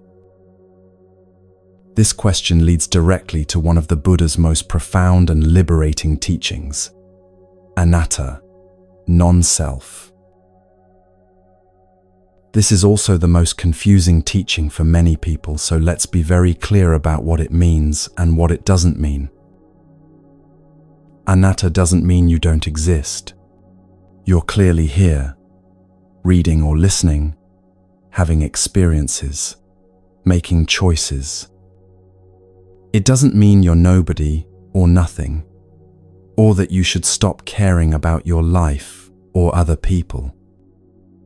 That's a misunderstanding that's caused a lot of confusion over the centuries. What anatta means is this: there's no fixed, permanent, separate, unchanging self at your core. What you call I or me is actually a collection of changing processes happening together: body, feelings, perceptions, mental formations, consciousness, but there's no solid, unchanging thing that all of these belong to. Think about it this way: where exactly is yourself? Is it in your body? But your body is constantly changing. Different cells, different atoms, different from moment to moment. Is it in your thoughts? But thoughts come and go, arise and pass, change constantly. Is it in your personality, your memories, your preferences? But all of these change over time too. So what exactly is this unchanging you that supposedly exists at the center of all this? The Buddha taught about the 5 aggregates, 5 categories of experience, that together create the sense of being a person, but none of which is actually a self. First is form, rupa, your physical body. This is where anxiety often shows up most dramatically: the racing heart, the tight chest, the shallow breathing, the tense shoulders. But the body is constantly changing, constantly in flux. The body you had 10 years ago is not the body you have now. The body you have now is not the body you'll have in 10 years. So which body is the real you? Second is Vedana, feeling tone. Not emotions exactly, but the basic quality of pleasant, unpleasant, or neutral that colors every experience. The anxiety itself has an unpleasant feeling tone. That's partly what makes it anxiety rather than excitement. But these feeling tones are constantly changing too, moment to moment, experience to experience. Third is sana, perception or recognition. This is how you label and categorize experience, how you recognize an anxious sensation as anxiety, how you interpret what's happening based on past experience and cultural conditioning. But your perceptions are shaped by countless factors, and they change as you change. Fourth is sankhara, mental formations. This is where anxiety lives as a pattern in your mind. Thoughts, emotions, impulses, reactions, habitual patterns, all the complex activities of mind that arise from causes and conditions that come and go, that aren't permanent or fixed, but are constantly being constructed and reconstructed. And fifth is vijnana, consciousness, the knowing quality that's aware of all the other aggregates. But even consciousness changes depending on what it's conscious of, what state your body is in, whether you're tired or alert, focused or scattered. So which of these five is you? The body that's changing, the feelings that shift, the perceptions that are conditioned, the mental formations that arise and pass, the consciousness that changes with every new object. In the Anattalakkhana Sutta, the Buddha's teaching on non-self, he goes through each aggregate and says, form is not self, feeling is not self, perception is not self, mental formations are not self, consciousness is not self. And then he asks, if these things were yourself, would you have such little control over them? Could you command your body never to age or get sick? Could you demand that only pleasant feelings arise and unpleasant ones never appear? Could you control your thoughts completely? Obviously not. So how can they be you if you don't control them? Now here's how this teaching relates directly to anxiety. Anxiety is a mental formation, one of the sankharas. It's a conditioned pattern arising from causes, your biology, your history, your current circumstances, countless factors coming together to create this experience called anxiety. But it's not you. It's not your identity. It's not your essence. It's a visitor in the house of your awareness, a weather pattern passing through the sky of your being, a temporary configuration of mental and physical processes that will change because everything changes. There was a man named James who spent years saying, I am anxious, as if anxiety was his fundamental nature, his unchanging identity. Then he learned to say instead, I have anxiety, or even more accurately, anxiety is present. Do you feel the difference? I am anxious makes anxiety your identity. I have anxiety creates a little distance. You have it, like you have a headache or a cold, but you're not it. Anxiety is present, creates even more space.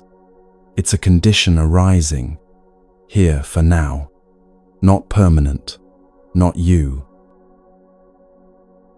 This isn't just playing with words. This is recognizing reality more clearly. You are not your anxiety any more than the sky is the storm passing through it. Right now, notice this. Who is aware of these words? Who is listening or reading? There's an awareness present, isn't there? That awareness, that clear, open, knowing quality is closer to your true nature than any anxiety, any thought, any emotion could ever be. That awareness isn't anxious. It simply is. It watches anxiety arise like watching clouds form. It witnesses anxiety pass, like watching clouds dissolve, and it remains spacious and clear, regardless of what weather moves through it. This teaching frees you from being defined by your mental states. You're not an anxious person. You're a person who sometimes experiences anxiety. You're not broken or flawed. You're a human being with a nervous system responding to conditions. You're not your thoughts, your emotions, your patterns. You're the awareness in which all of these arise and pass. And in seeing this clearly, repeatedly, with patience and compassion, the identification with anxiety begins to loosen. Not because you've gotten rid of anxiety or transcended it, but because you've seen through the illusion that it defines you. You are the vast sky. Anxiety is weather, and the sky is never damaged by any weather, no matter how fierce the storm. Now let's take these insights, this understanding of mindfulness, presence, and non-self, and bring them into actual practice, into the moments when anxiety arises and you need tools that work.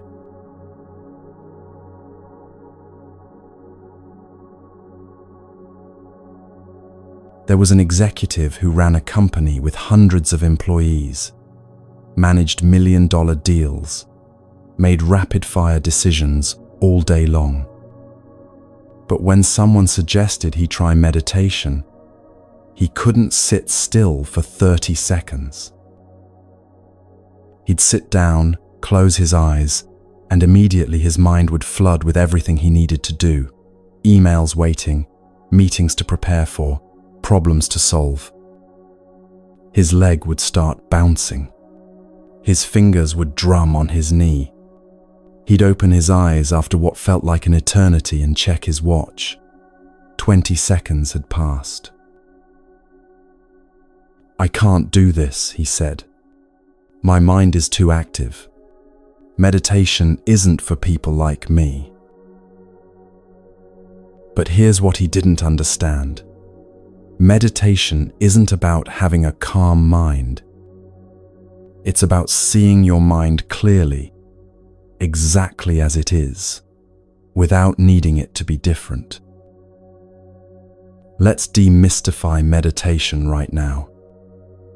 You don't need incense or robes or a special cushion, or to sit in a perfect lotus position. You don't need to achieve some transcendent state, or stop thinking entirely, or develop mystical powers. You don't need to become someone different than who you are. Meditation is simply training your attention. That's it. Learning to direct your awareness where you want it, rather than being pulled in every direction by whatever thought or sensation happens to arise.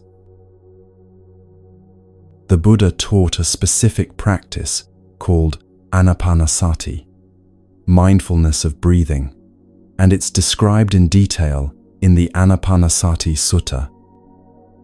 The full practice has 16 steps, moving through different levels of refinement and insight. But we're going to start with just one step, the foundation, knowing that you're breathing. Your breath is the perfect anchor for attention. Why? Because it's always available. You can't forget your breath at home or lose it between the couch cushions. It's always present, always happening, as long as you're alive. Your breath is also always changing. Every inhale is slightly different. every exhale unique. This means you can't put it on autopilot. You have to stay present with it, moment by moment, to really know it. And your breath is neutral. It's not pleasant or unpleasant inherently. It just is.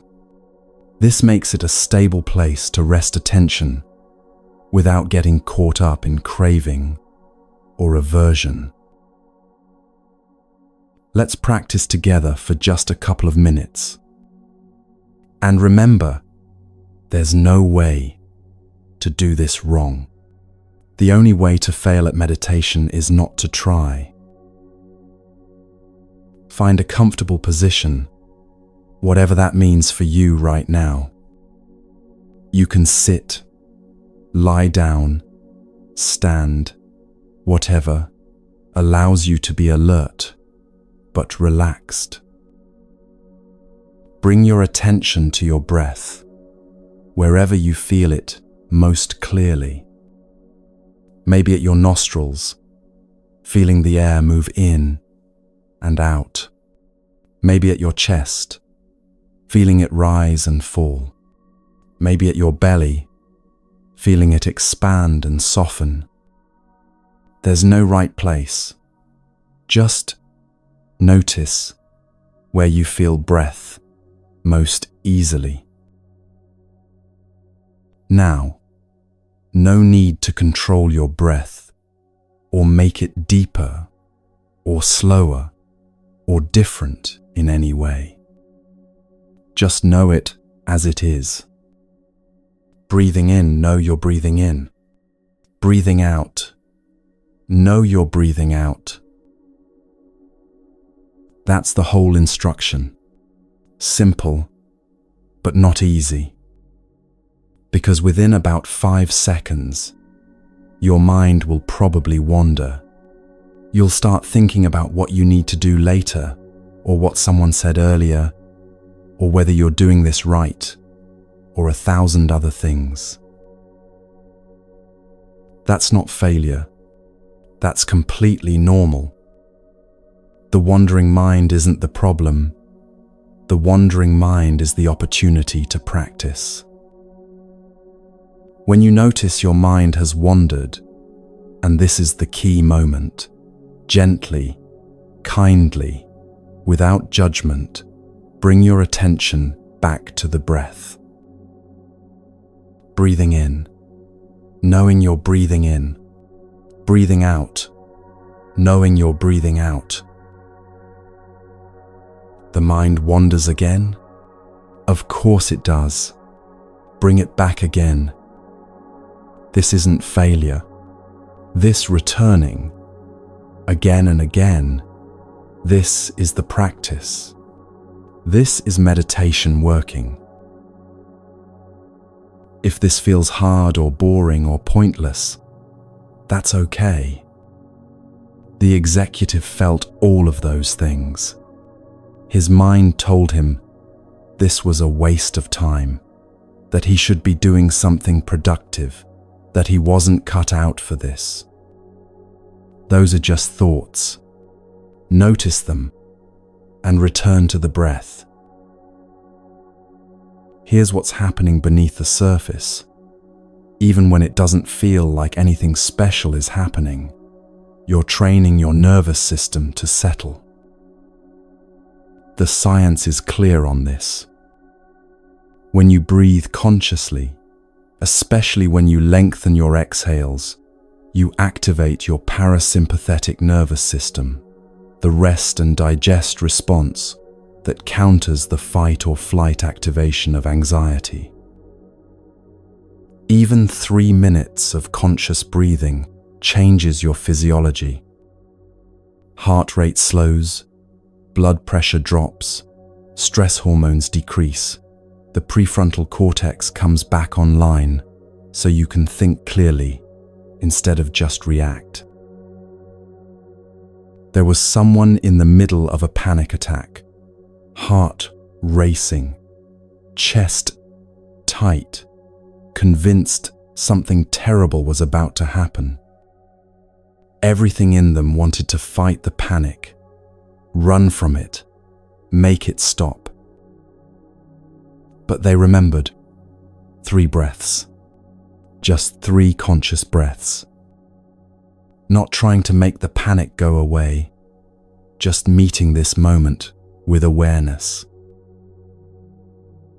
1 breath, feeling air move in, feeling air move out. The panic was still there, but they were present with it rather than lost in it. 2 breaths. The intensity was still high, but something had shifted. There was a tiny bit of space between them and the panic, a small witnessing awareness.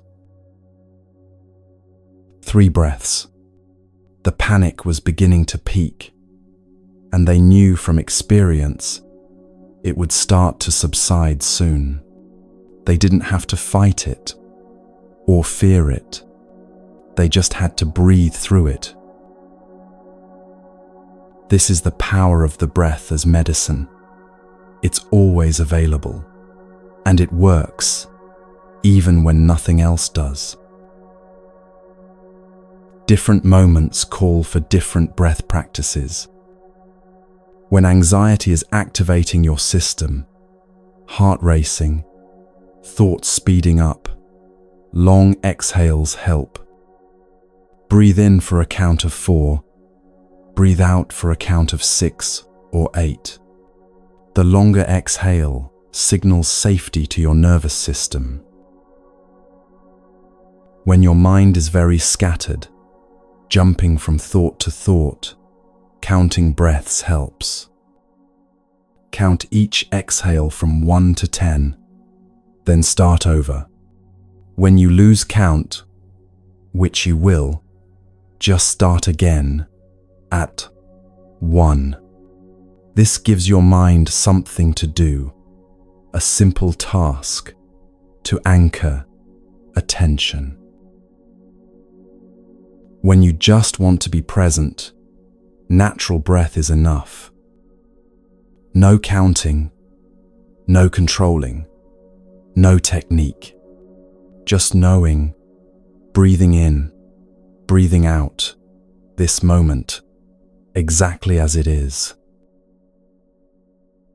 If you want to build a daily practice, start small. 5 minutes. Not an hour, not even 20 minutes. Just 5 minutes where you sit with your breath and nothing else matters. The executive started with 5 minutes every morning. The first week was torture. Every second felt like an hour.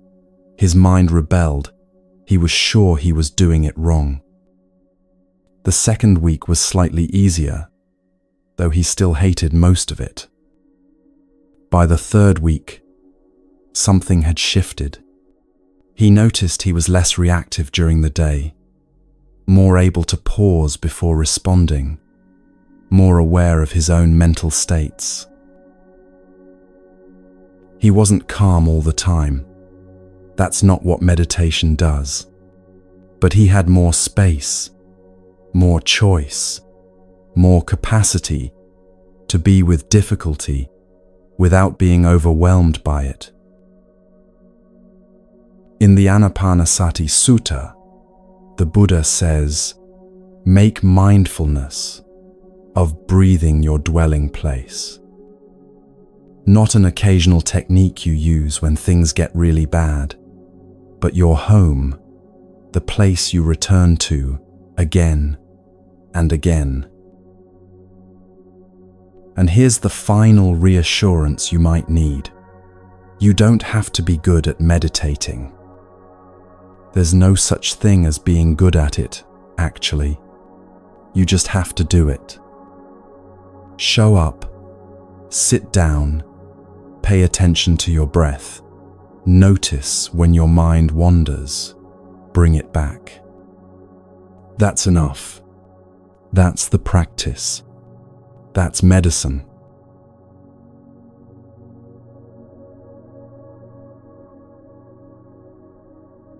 There was a teacher who carried her stress in her shoulders. By the end of each day, the tension was so tight it gave her headaches, made it hard to turn her neck, radiated down her back. She'd try to relax, hot baths, massage, stretching, and it would help temporarily, but the tension always returned because she never noticed it building until it was already severe. Then she learned something simple but transformative. She could check in with her body throughout the day, not waiting until the tension was unbearable, but noticing the early signs, the first tightening, the subtle signals her body was sending before they became screams. This is Kayagatasati, mindfulness of the body, and it's one of the Buddha's core teachings from the Satipatthana Sutta. The instruction is beautifully simple. Know the body as body. Not make the body relaxed or fix the body or change the body. Just know it. Be aware of it. Notice what's actually happening in your physical form right now. This matters for anxiety, because anxiety doesn't just live in your thoughts.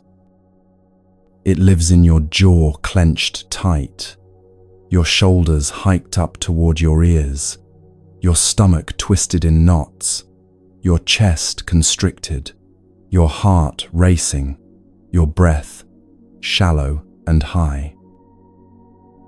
Your body is an early warning system.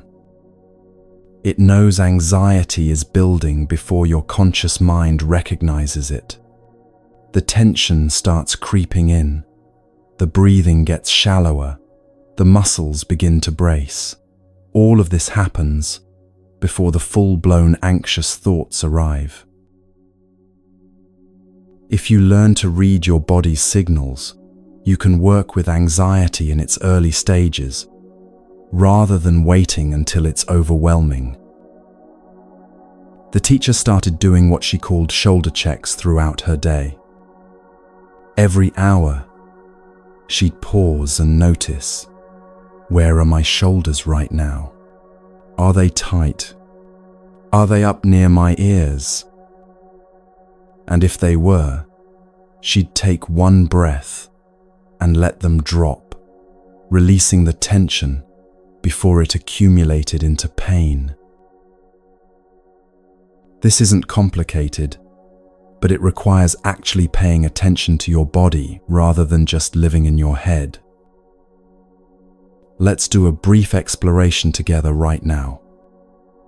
This is sometimes called a body scan, but think of it less as a technique and more as a conversation with yourself, a gentle inquiry into what's actually present. Start with your feet. You don't have to move them or do anything, just notice them. Can you feel your feet right now? Maybe there's warmth or coolness. Maybe pressure where they touch the floor or bed. Maybe tingling or numbness, or nothing in particular. You're not trying to force any particular sensation. You're just noticing what's already there. Move your attention slowly up through your legs, your calves, your knees, your thighs. Is there tightness anywhere? Is there ease? You're not judging what you find, not trying to relax or change anything yet. Just noticing, just knowing the body as body.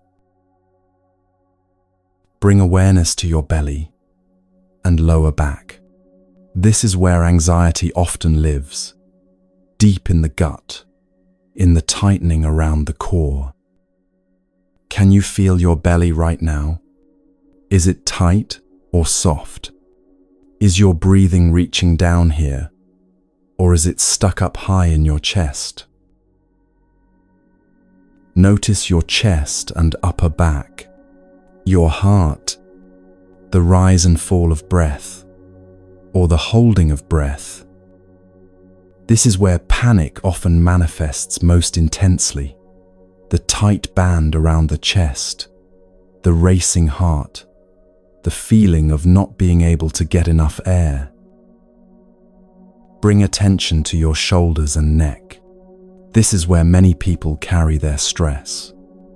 Are your shoulders hunched up? Is your neck tight? Just notice, without immediately trying to fix it. First, know what's there. And finally, notice your jaw, your face, your forehead. Is your jaw clenched? Are you furrowing your brow? Are you holding tension in your face without even realizing it? Now that you've scanned through, where did you find tightness? Where did you find ease? And here's the important part.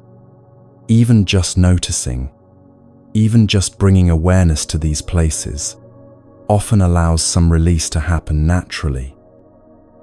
Not because you forced it, but because awareness itself is healing. The Buddha taught about the 4 postures: walking, standing, sitting, lying down. He said to bring mindfulness to all of them, to know your body in each position, to be aware of movement and stillness. This means you can practice body awareness anytime, anywhere. You don't need to set aside special time for meditation. You can bring mindfulness to everyday movement. There was someone who dealt with intense anxiety who took up running, not to escape the anxiety, but to be with it differently. Instead of running away from feelings, they ran with them. They'd notice their feet striking the ground, one after the other, the rhythm of their breath syncing with their steps, the way their body moved through space, the sweat forming, the muscles working, the heart pumping. And yes, sometimes anxiety was there too, but it was just one sensation among many, not the whole experience.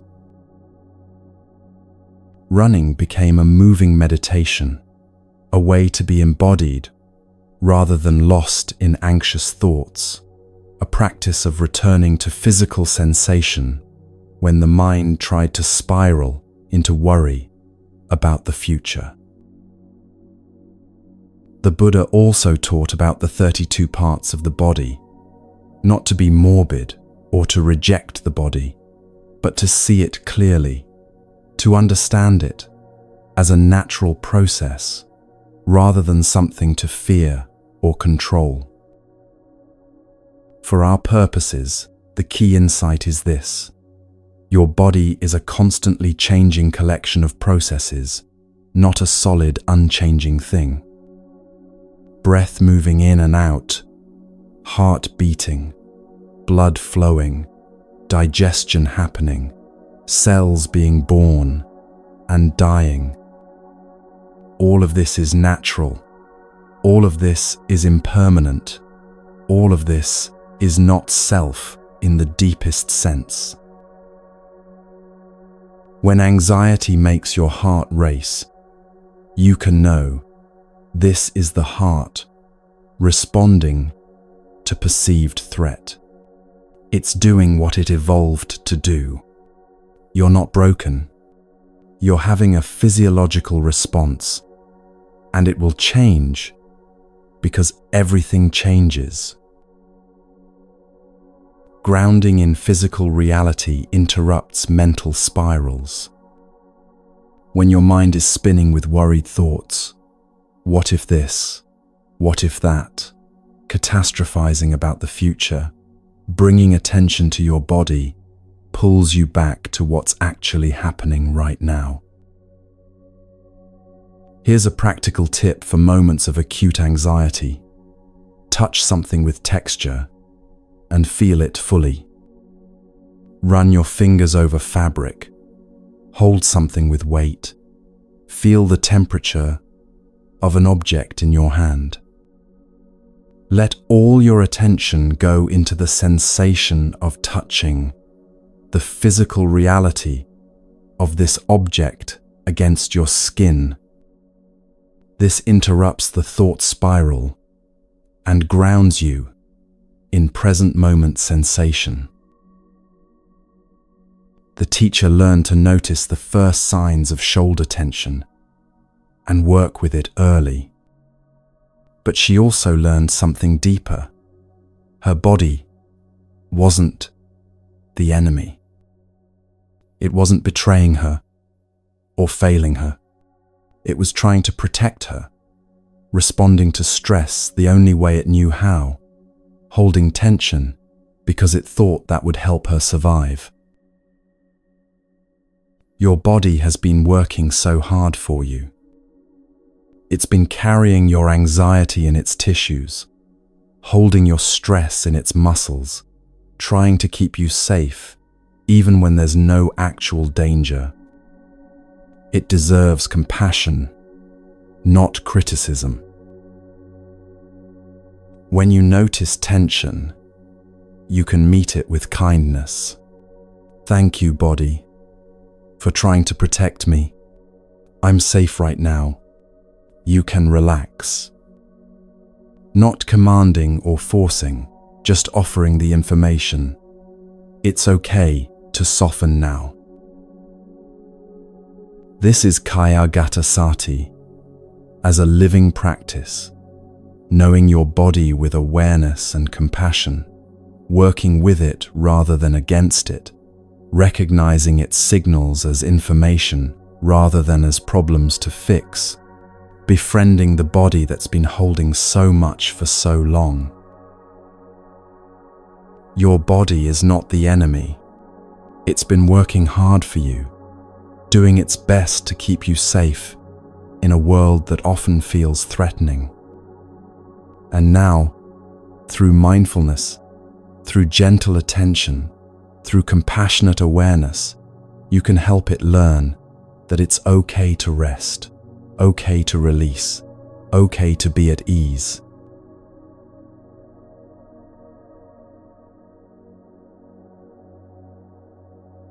There was a perfectionist who held herself to impossible standards.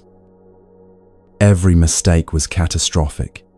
Every flaw was evidence of fundamental inadequacy.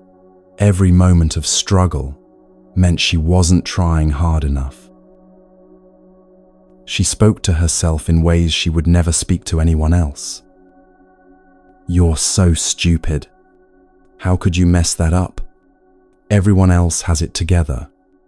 What's wrong with you? The inner voice was relentless, cruel, exhausting. And she believed this harshness was necessary. That if she let up on herself even slightly, she'd become lazy, mediocre, unworthy. That the criticism was what kept her functional, what pushed her forward, what prevented total collapse. But the truth was the opposite. The harsh self-criticism was making her anxiety worse, not better. It was adding suffering on top of suffering, making every difficulty unbearable, because she was fighting herself at the same time she was fighting the situation. Then someone asked her a question that cracked something open. Would you talk to a friend the way you talk to yourself? She started to cry because the answer was obvious. No, never. She would never be so cruel to someone she cared about. So why was it acceptable to be this cruel to herself? We live in a culture that teaches harshness toward ourselves as virtue. We're told that self-criticism keeps us humble, that beating ourselves up motivates improvement, that being hard on ourselves is responsible and mature, while being kind to ourselves is self-indulgent and weak. But the Buddha taught something radically different. He taught that genuine transformation begins with kindness, and that kindness must start with yourself. This is the practice of metta bhavana, the cultivation of loving kindness, and contrary to popular belief, it doesn't begin with sending love to all beings everywhere. It begins at home, with your own heart, with the one person you often treat the worst, yourself. In the Karaniya Metta Sutta, one of the Buddha's most beautiful teachings, he describes the quality of loving kindness and says explicitly that it begins with your own welfare. Not in a selfish way, but as a foundation. You can't genuinely wish others well if you're at war with yourself. The Buddha said, in essence, be your own best friend. Not your own worst critic, not your own harshest judge, but your own best friend, the one who sees your struggles clearly, but responds with compassion rather than contempt. The traditional metta practice uses 4 phrases, wishes for well-being, that we offer first to ourselves and then to others. They're simple but profound, and they directly address the ways anxiety makes us feel unsafe, agitated, physically unwell, and struggling. The first phrase is, "May I be free from danger." This addresses the fundamental fear that underlies so much anxiety, the sense of threat, the feeling that something bad is about to happen, the inability to feel safe, even when you objectively are. The second is, "May I have mental happiness," or peace, or calm, whatever word resonates with you. This addresses the suffering of the anxious mind itself, the wish for inner tranquility, for the racing thoughts to settle, for the worry to ease. The third is, "May I have physical happiness," or health, or well-being. This addresses the body's suffering, the tension, the pain, the exhaustion of carrying anxiety in your muscles and bones. And the fourth is, "May I live with ease." This is perhaps the most encompassing, the wish for life to feel less like a constant struggle, less like you're pushing a boulder uphill every moment, more like you can breathe and move through your days without everything being so hard. Let's practice this together for a couple of minutes.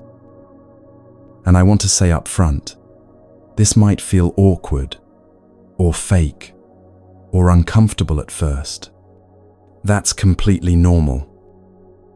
We're not used to offering ourselves kindness, so it can feel foreign, even wrong. But stay with it anyway. Find a comfortable position. You might want to place one hand on your heart, feeling the warmth and gentle pressure there. This physical gesture of self-soothing activates the care system in your brain, the same neural pathways that light up when you comfort a child or hug a friend. Now, silently, say these phrases to yourself. Let them settle into your body, not just your mind. Notice how it feels to wish yourself well. May I be free from danger. May I have mental happiness. May I have physical happiness. May I live with ease. If resistance arises, and it probably will, that's okay. Notice the resistance. This feels fake. I don't deserve this. This is stupid. Those are just thoughts. More weather passing through. Keep saying the phrases anyway. May I be free from danger. May I have mental happiness. May I have physical happiness. May I live with ease. You can continue this practice on your own, repeating the phrases for as long as feels helpful. Some days they'll feel genuine and moving. Some days they'll feel mechanical and hollow. Both are fine. You're planting seeds, and seeds need time to grow. There was a woman who cried the first time she truly wished herself well. Not tears of sadness, but of relief, of something long frozen, beginning to thaw. She realized she'd been waiting her whole life for someone else to give her permission to be kind to herself, and that permission was never going to come from outside. She had to give it to herself. Think about the inner voices in your mind. There's the inner critic, harsh, demanding, never satisfied, always finding fault. And there's the potential for an inner friend, gentle, supportive, acknowledging difficulty while offering encouragement. Here's what's interesting. Both of these voices think they're helping you. The critic believes that by being harsh, by pointing out every flaw and mistake, it's protecting you from failure and shame. It's trying to keep you safe through vigilance and self-correction. It's just doing it badly, causing more harm than help. The inner friend does the same thing, tries to keep you safe and help you grow, but it does it through support rather than attack, through compassion rather than cruelty. And research shows this actually works better. When anxiety spikes, when you're in the middle of struggle, here are some phrases you can offer yourself instead of the usual self-criticism. This is really hard right now. Just acknowledging the difficulty without adding judgment on top of it. Not, this shouldn't be hard, or I should be handling this better. Just the simple truth. This is hard. I'm doing the best I can. Even if your best doesn't feel like enough, even if you're struggling and scared and barely holding on, you're here, you're trying, that counts. May I be kind to myself in this moment. Not later when you've earned it, not after you've fixed everything, but right now, in the middle of the mess, in the thick of anxiety. This is when you need kindness most. In the Metta Sutta, the Buddha offers this image. Just as a mother would protect her only child with her life, Even so, let one cultivate a boundless heart toward all beings.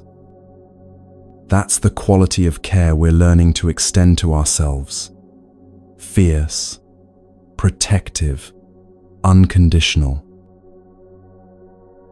Not the indulgent kind of care that avoids all discomfort or responsibility. Self-compassion is different from self-indulgence. Self-indulgence says, I don't want to feel bad, so I'll avoid everything difficult and do only what feels good.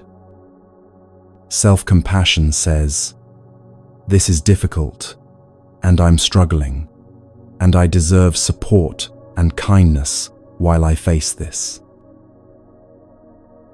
Self-compassion doesn't mean lowering your standards or giving up on growth. It means approaching your struggles and imperfections with understanding rather than contempt, with support rather than attack. And the research is clear. Self-compassion actually increases resilience, motivation, and the ability to learn from mistakes. People who are kind to themselves are more likely to try again after failure, more able to acknowledge weaknesses without being devastated by them, more capable of genuine growth because they're not paralyzed by shame. Here's a practical application you can use anytime. Place your hand on your heart. Feel the warmth, the gentle pressure, the rise and fall of your breath beneath your palm. This simple gesture activates self-soothing, reminds your body that you're safe, offers yourself the physical comfort you might offer a frightened child. And then say something kind, out loud or silently, whatever feels right. It's okay. I'm here. You're not alone. The perfectionist who'd been so harsh with herself learned to do this when anxiety struck. Instead of the usual barrage of criticism, she'd place a hand on her heart and say, "This is hard, and I'm doing my best." It felt absurd at first, almost childish, but slowly, over time, something shifted. The anxiety didn't disappear, but her relationship to herself changed. She stopped being at war with her own struggles. You deserve your own tenderness. Not someday when you've earned it, by being perfect, or achieving enough, or finally getting your act together. Right now, exactly as you are, with all your struggles and imperfections and anxious moments. You've always deserved it. You just didn't know you were allowed to give it to yourself.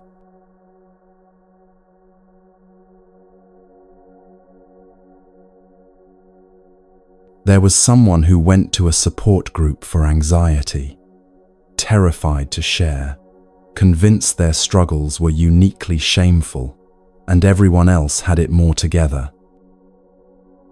They finally worked up the courage to speak. "I have panic attacks at the grocery store. I can't drive on highways anymore. I check my door locks compulsively. I'm a mess." And then something remarkable happened. Person after person responded, "Me too." That's exactly what I experience. I thought I was the only one.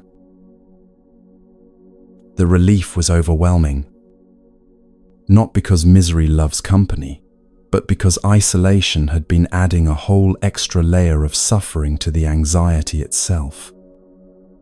The belief, I'm uniquely broken, something is fundamentally wrong with me, that isn't wrong with everyone else. That belief is itself a form of suffering, and it dissolves in the face of me too. Everyone struggles.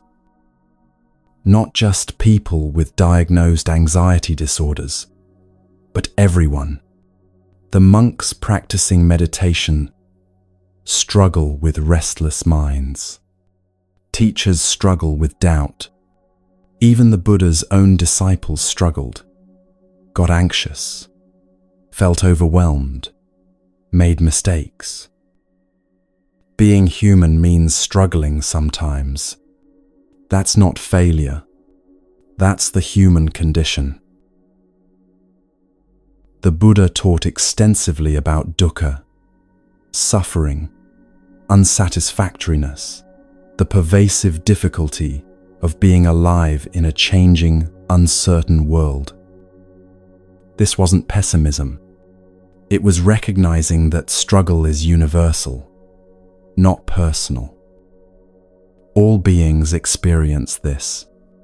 You're not defective for finding life difficult sometimes.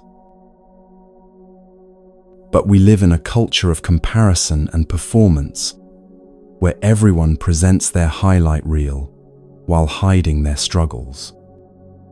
Social media shows you everyone's vacation photos and career achievements, not their 3 a.m. anxiety or the days they can barely get out of bed.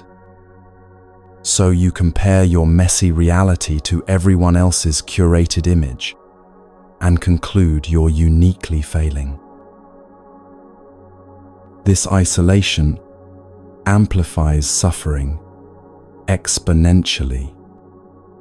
When you believe only I am this broken, anxiety becomes not just uncomfortable but shameful, proof of inadequacy, something to hide at all costs. The hiding itself requires enormous energy, creating more stress, more exhaustion, more anxiety about the anxiety.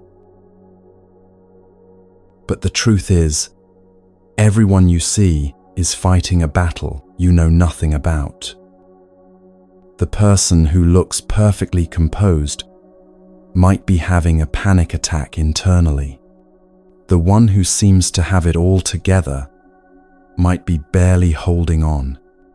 The confident facade might be covering the same fears you have. Anxiety thrives in secrecy and shame. It tells you, don't tell anyone. They won't understand. They'll think you're weak. And as long as you believe that, as long as you hide and isolate, the anxiety has more power. There was someone who had panic attacks for years without telling anyone, not even his wife. He'd make excuses to leave situations, avoid places that might trigger panic, manage the whole thing alone because he was terrified of being seen as weak or broken. The night he finally told her, shaking and ashamed, she held him and said, "I know. I could tell something was wrong. I'm so glad you told me. You don't have to carry this alone anymore." And something lifted. Not the anxiety itself, that didn't magically disappear, but the isolation, the shame, the exhausting effort of hiding. He had an ally now, someone who understood, someone who could help.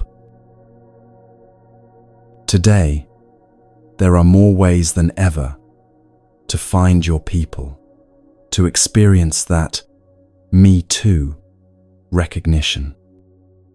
Online communities where people share their struggles openly.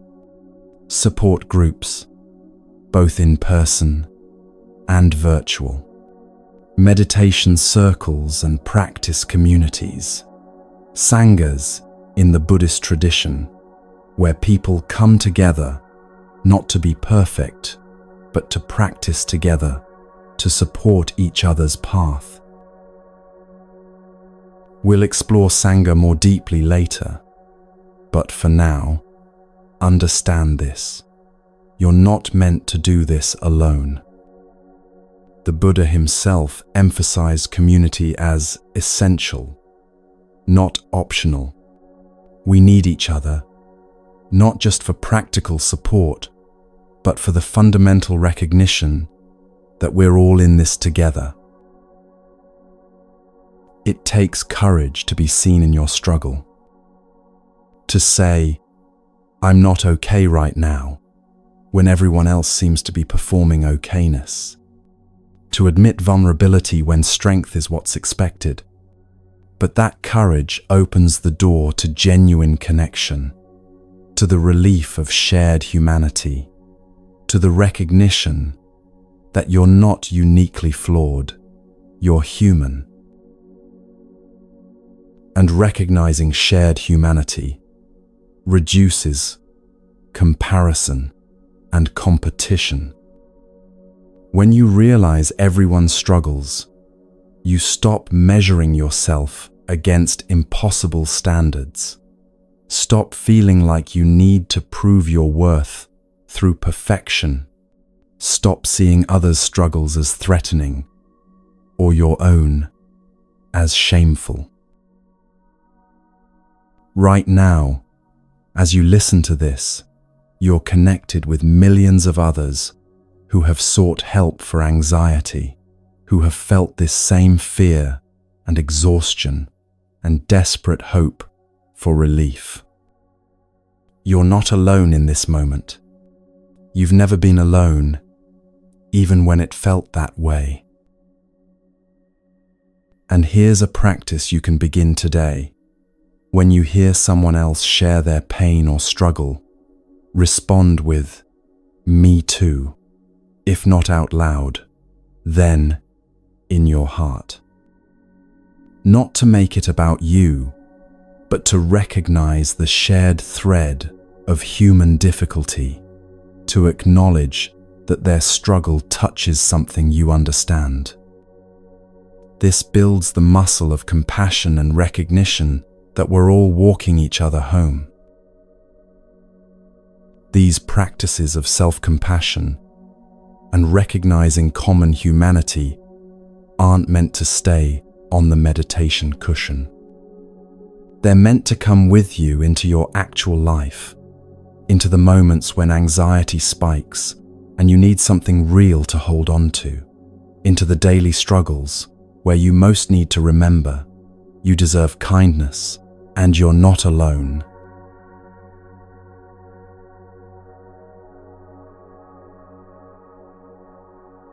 There was a nurse who worked 12-hour shifts in an emergency room where every moment was urgent.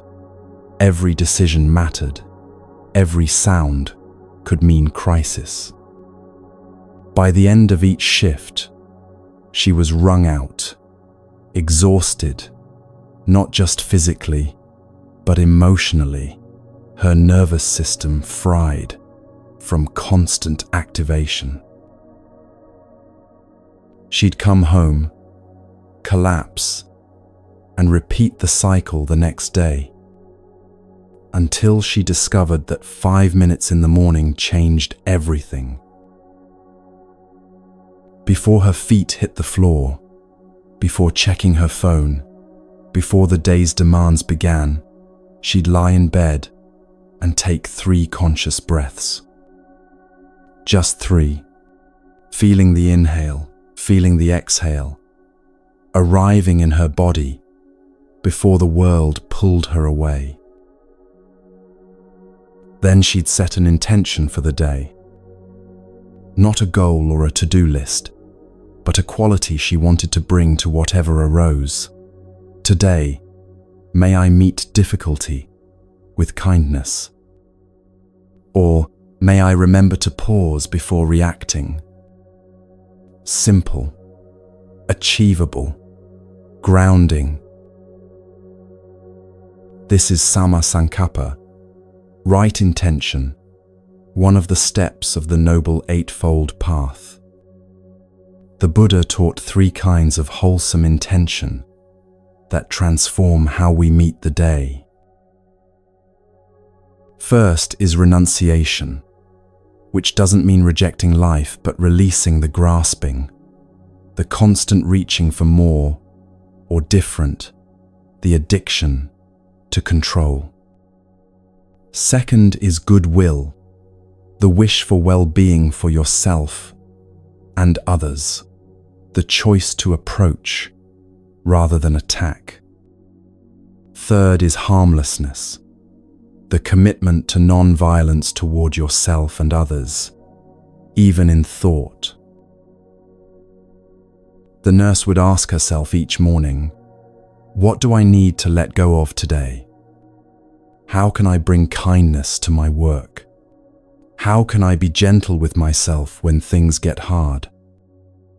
These questions set a tone that lasted through the chaos of her shifts. Mornings matter because they're the foundation. How you begin shapes what follows.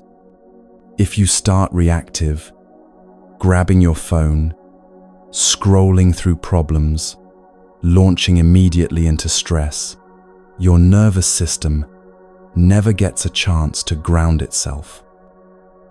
But if you start with even a few moments of intentional presence, you're building resilience before you need it. You don't need an hour of meditation. You need 3 minutes of presence.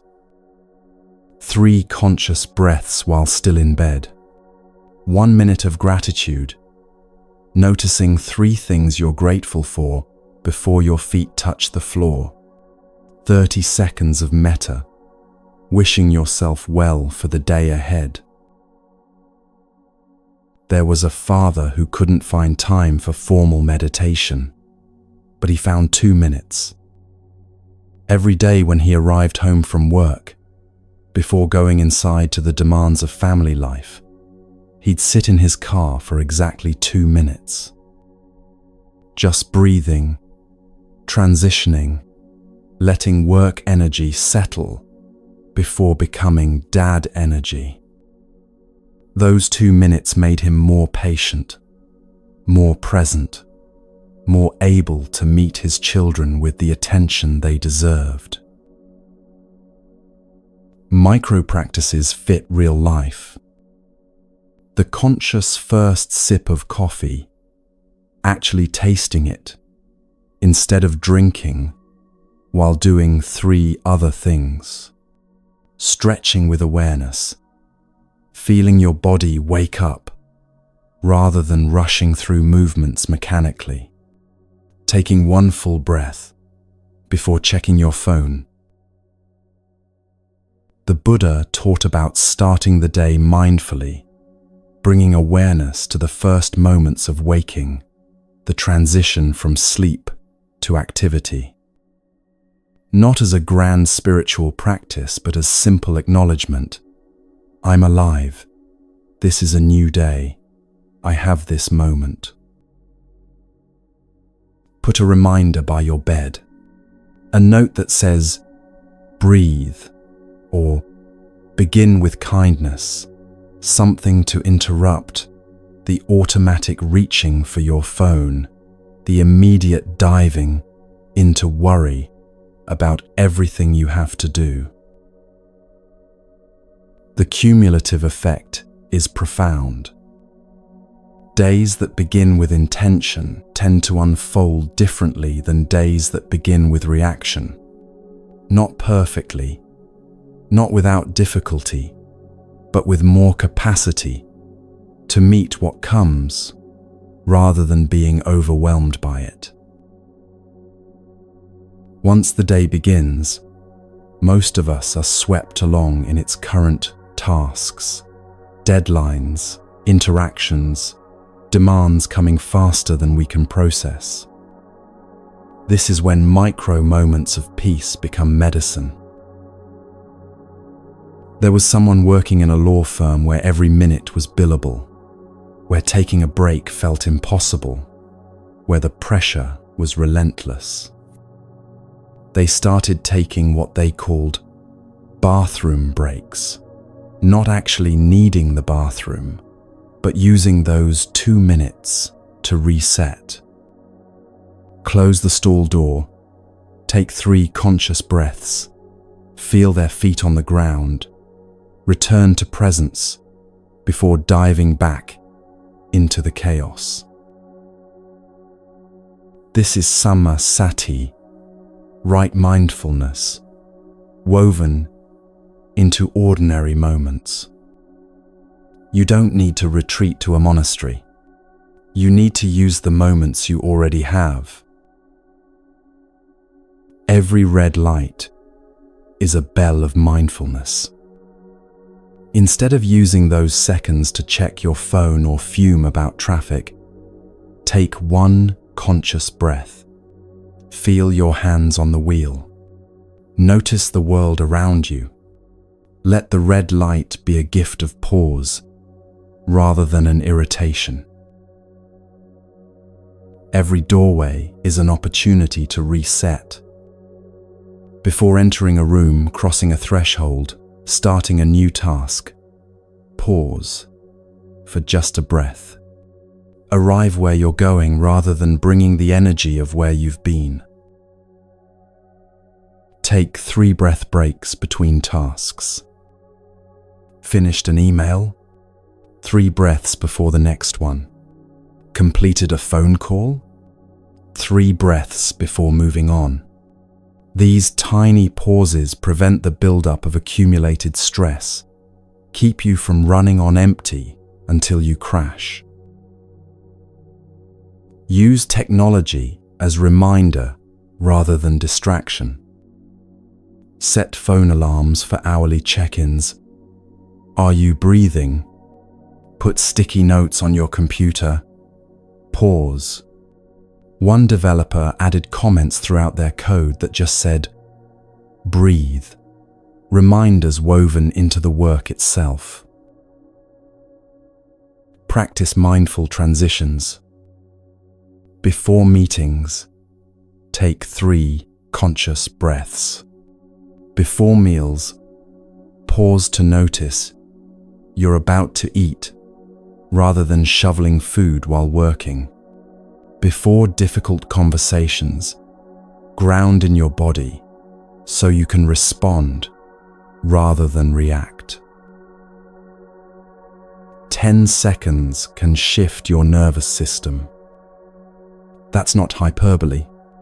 10 seconds of dropping your shoulders, softening your jaw, taking a full breath. This activates the parasympathetic response, interrupts the stress cycle, brings you back to your body. Peace is built in seconds, not hours. You don't need extended meditation retreats to change your relationship with anxiety. You need moments scattered through your day where you remember to come home to yourself. Walking meditation can happen in hallways, not just on retreat. Feel each foot touch the ground as you move from one room to another. Notice the sensation of movement, the rhythm of steps, the body in space. Transform transit time into practice time. Eating meditation can be 1 bite, not the whole meal. 1 bite where you actually taste the food, feel the texture, notice the flavors instead of eating on autopilot while scrolling or working or worrying. Listening meditation transforms conversations. Instead of planning what you'll say next while someone speaks, actually listen. Be present with their words, their tone, their presence. This isn't just good practice. It's connection, the antidote to the isolation that feeds anxiety. The practice of pausing create space before reacting. Someone says something triggering? Pause. One breath. Then respond rather than react. This tiny gap is where freedom lives, where you stop being controlled by impulse and start making conscious choices. Start with just one practice today. Not all of them. One red light meditation, or one mindful bite of food, or one 3-breath break. Build slowly, sustainably, so this becomes part of how you live rather than another item on your overwhelming to-do list. But what about when anxiety hits hard, when you're not in a peaceful moment, but in crisis, when your heart is racing and your thoughts are spiraling and you need something right now? This is when the Buddha's teaching becomes most practical. There was someone who had a panic attack in a grocery store, heart pounding, chest tight, vision narrowing, convinced they were dying or going crazy. Everything in them wanted to run, to escape, to make this stop immediately. But they remembered the 4 foundations of mindfulness, the Buddha's teaching from the Satipatthana Sutta, designed for exactly these moments. And in 2 minutes, they moved through a process that transformed the experience. The 4 foundations aren't theory. They're emergency practice, tools for when you need them most. First foundation, Kayanupassana, contemplation of the body. When panic hit, they immediately grounded in physical sensation. Feet on floor, back against wall, hands gripping the shopping cart.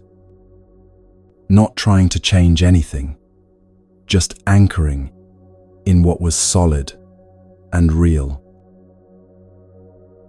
They named the sensations heart racing, breath shallow, hands sweating. Naming creates distance, turns overwhelming sensation into observable phenomenon.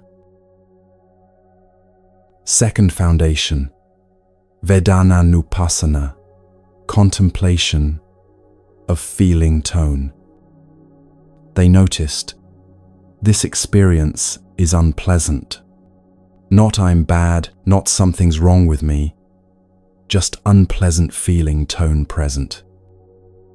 This removed the layer of judgment that often makes panic unbearable. Third foundation, Cittanupassana, contemplation of mind states. They recognized anxious mind present, panic mind present. Not I am panicking, but panic is present in the mind. This is the shift from identification to observation, from being the storm to being the sky watching the storm. Fourth foundation, Dhammanupassana, contemplation of mental phenomena. They saw restlessness and worry, the 5th hindrance, operating in real time. They remembered, this is conditioned, not permanent. This arose from causes, and it will pass when conditions change. Already, just in recognizing this, something was shifting. 2 minutes. The panic was still there, but they weren't fighting it anymore. They'd moved through the 4 foundations, and while the panic hadn't disappeared, they weren't drowning in it. They could breathe, they could function, They could even finish their shopping. This is different from coping strategies that just try to suppress symptoms. This is transformation, changing your relationship to the experience rather than trying to force the experience to change. You can't stop the wave, but you can learn to surf it. The wave of panic, of anxiety, of difficult emotion, it's going to come. Fighting it just exhausts you and often makes it worse. But meeting it with awareness, moving through these 4 foundations, you stay upright while the wave moves through. There's a modern acronym that captures this well. RAIN. Recognize what's happening. Allow it to be here, without fighting. Investigate with curiosity and kindness. Nurture yourself through it. These steps mirror the 4 foundations, translating ancient wisdom into accessible modern language. You don't have to do this perfectly. In the middle of a panic attack, you might only remember to do one foundation or part of one. That's enough. Any awareness helps. Any moment of remembering to observe rather than be overwhelmed, that's the practice working. When the day finally ends, how you close, it matters as much as how you began it. There was a parent who would lie in bed at night, mind racing through everything that went wrong, everything left undone, everything to worry about tomorrow. Sleep became impossible because they couldn't stop replaying and rehearsing. They learned a simple practice, releasing the day.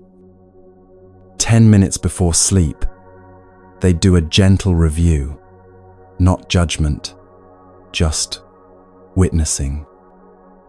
How did I show up today? Where did I act in alignment with my values? Where did I struggle? What can I learn? This is reflection on sila, ethical conduct, that the Buddha taught. Not to beat yourself up over mistakes, but to learn, to notice patterns, to strengthen your capacity to act wisely. What went well today? Maybe you paused before reacting once. Maybe you were kind to yourself in a difficult moment. Maybe you took 3 conscious breaths when anxiety spiked. These small victories deserve recognition. Where did you struggle? What triggered anxiety? When did you react instead of respond? Not dwelling in shame, just noticing so you can bring more awareness next time. Practice forgiveness before sleep.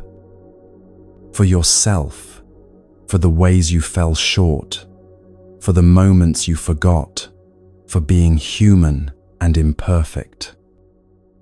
For others, for the ways they hurt or disappointed you, releasing grudges before you carry them into tomorrow. The Buddha taught about letting go before sleep, about not carrying the day's burdens into rest. You can literally visualize setting down tomorrow's worries. I'll pick these up if I need them tomorrow. Tonight, I release them. A brief body scan helps the body release the day's tension.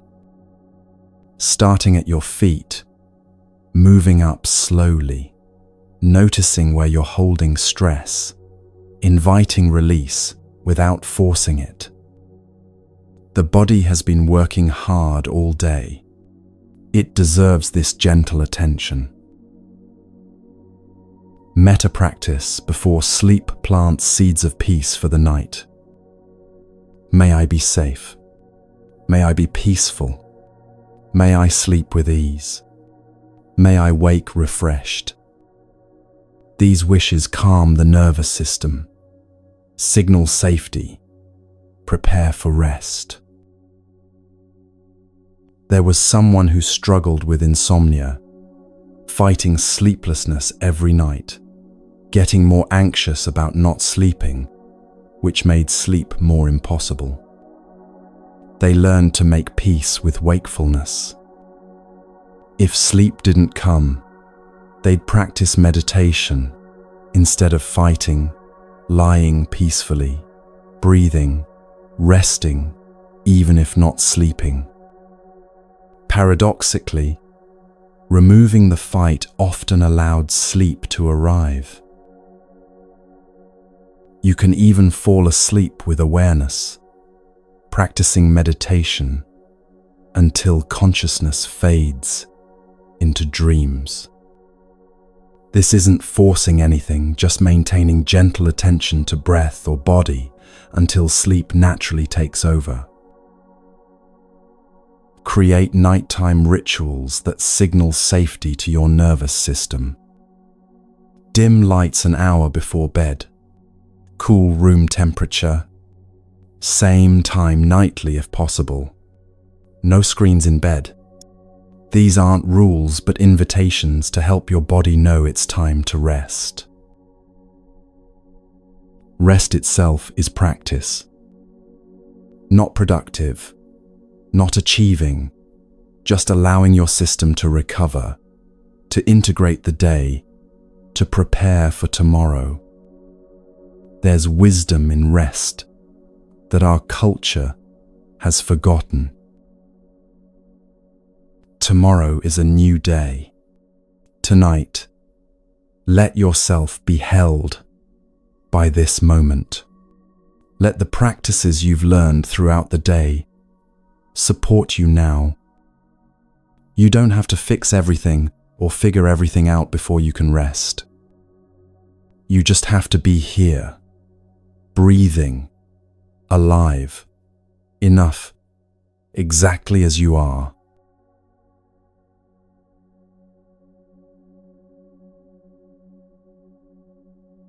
There was a student who started meditation with high hopes, practiced daily for 2 weeks, then missed a day, then 2, then a week.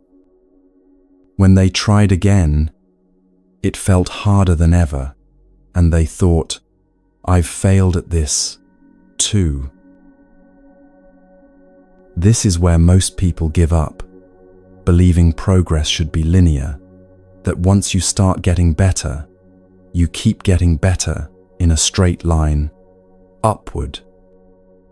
But the path isn't a straight line.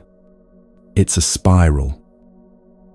You circle back to the same struggles, but each time with more understanding, greater capacity. Anxiety will return, sometimes with force, sometimes after weeks of feeling steady. This isn't failure. This is being human.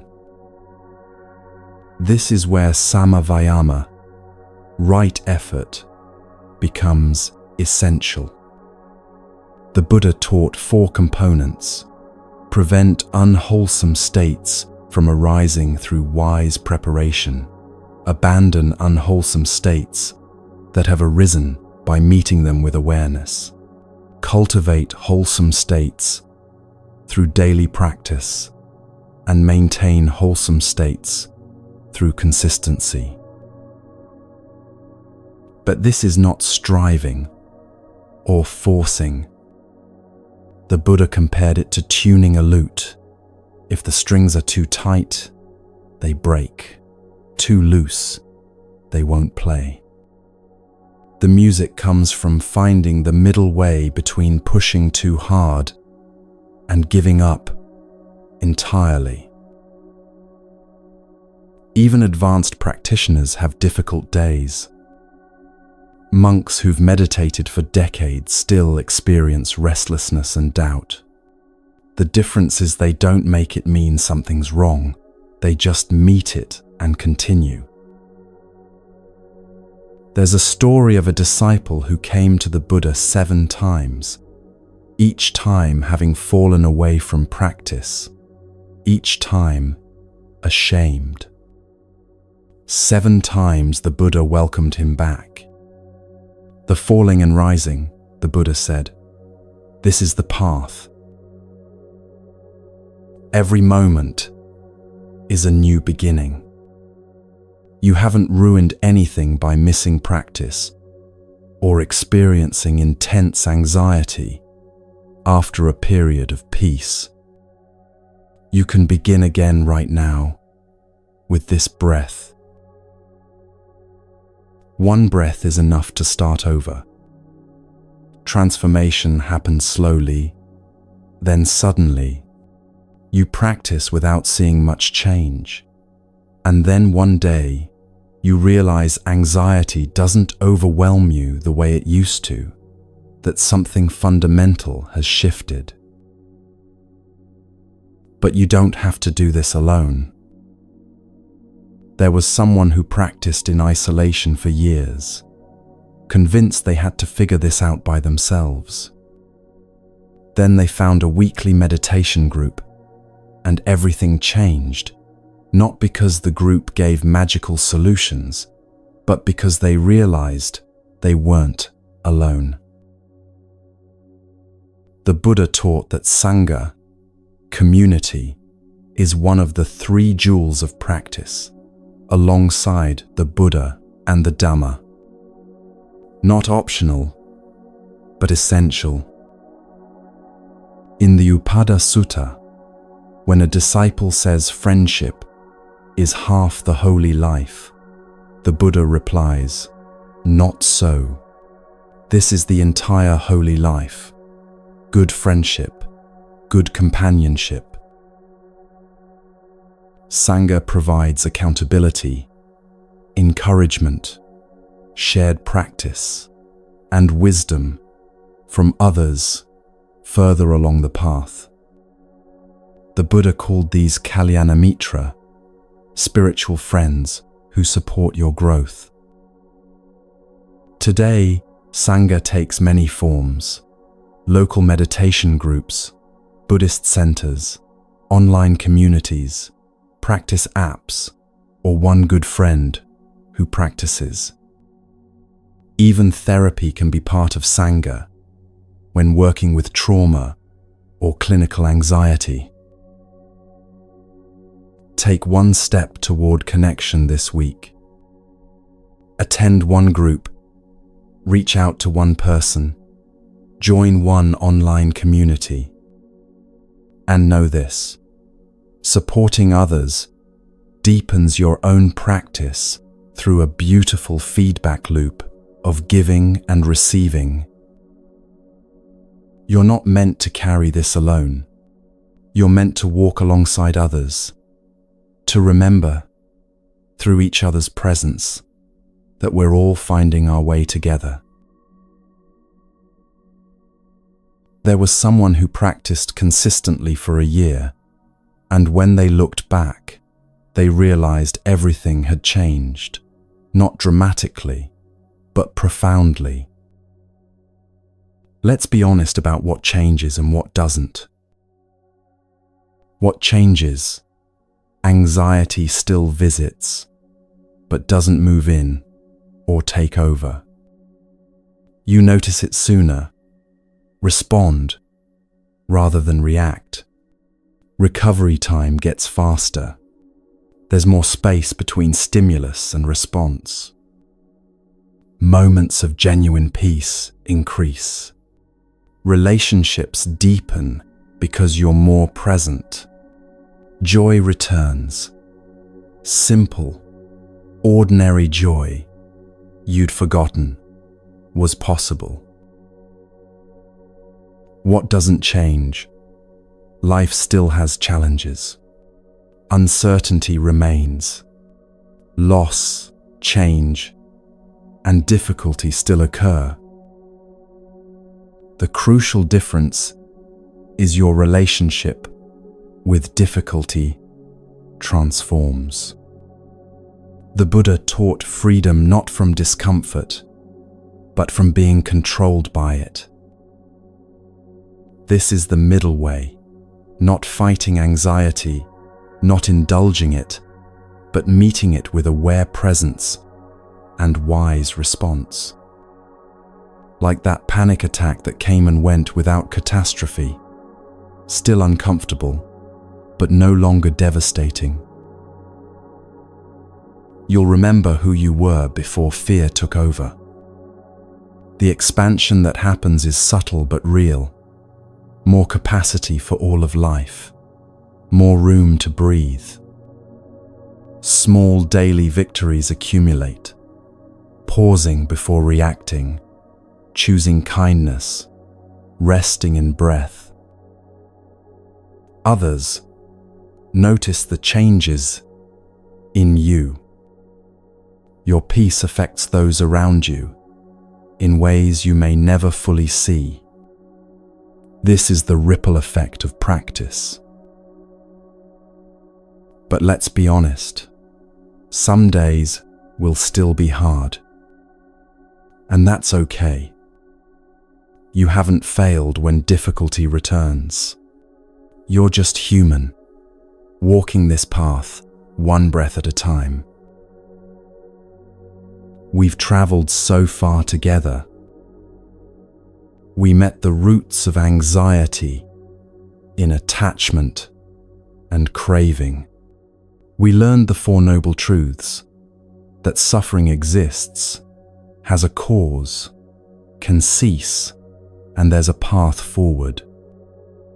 We explored impermanence and non-self, understanding that anxiety is weather passing through the vast sky of your being.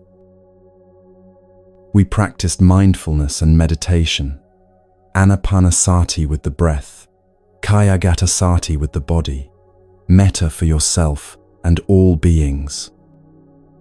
We learned the 4 foundations of mindfulness for moments when anxiety strikes hard. We brought it all into daily life, morning intentions, micro moments of peace, evening reflections. We faced the inevitable setbacks and discovered the essential role of community. The practices await your return: breath meditation, loving, kindness, the 4 foundations, daily micro moments of presence. They're always here, always available, always working, if you work them. The Buddha's final teaching was this: be a lamp unto yourself. From the Mahaparinibbana Sutta, these words mean, rely on the Dhamma, the teachings, not magical thinking. Your own experience is the laboratory. No one can walk this path for you. But you have the map, and you're not alone. Start where you are, with what you have. The practice is simple, not easy. Keep beginning, again and again. Transformation doesn't come through one perfect practice, but through returning, repeatedly, imperfectly, with compassion. Thank you for your courage in showing up, for listening, for being willing to try. If this resonated, leave a comment about where you're listening from. Share one insight that landed for you. We're building a community of practice, and your presence matters. You don't need to be different tomorrow. Just notice what's here today. Just take one breath with awareness. That's enough. You're enough. As the Buddha said in the Dhammapada, no one saves us but ourselves. No one can and no one may. We ourselves must walk the path. But walking doesn't mean walking alone. Until we meet again, may you be at peace. May you be free from suffering. May you know your own goodness. If you'd like, stay with me for a few more minutes as we rest together.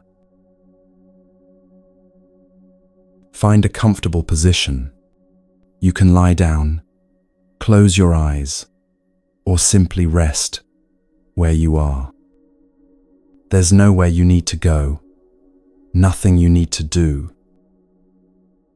Bring your awareness to your body, starting at the crown of your head. Notice any sensations there: warmth, coolness, tingling, or nothing particular. No need to change anything, just notice. Let your awareness move slowly down through your face, your jaw, your neck. Soften any tension you find. Soften your shoulders, your arms, your hands. Notice your chest rising and falling with breath. Your belly soft, your back supported, your hips, your legs, your feet resting. All you've learned today is now part of you. Seeds have been planted. They'll grow in their own time, in their own way. Imagine roots growing down from your body, connecting you to the earth, to stability, to support. Imagine peace settling into your bones, into your cells, becoming part of you. Now silently offer these wishes. May I be free from danger. May I have mental happiness. May I have physical happiness. May I live with ease. And extending outward, may all beings be free from anxiety. May all beings know peace. Acknowledge the courage it took to be here, to listen, to practice, to keep trying, even when it's hard. You showed up. That matters more than you know. There's nothing to do now, nowhere to go. Just rest in this moment, in this breath, in the peace that's always been here beneath the anxiety, waiting for you to remember it. Gratitude for your own heart, for your own persistence, for your willingness to begin again. When you're ready, no rush, you can open your eyes, return to your day, carrying this peace with you. May all beings be free from anxiety. May all beings know peace.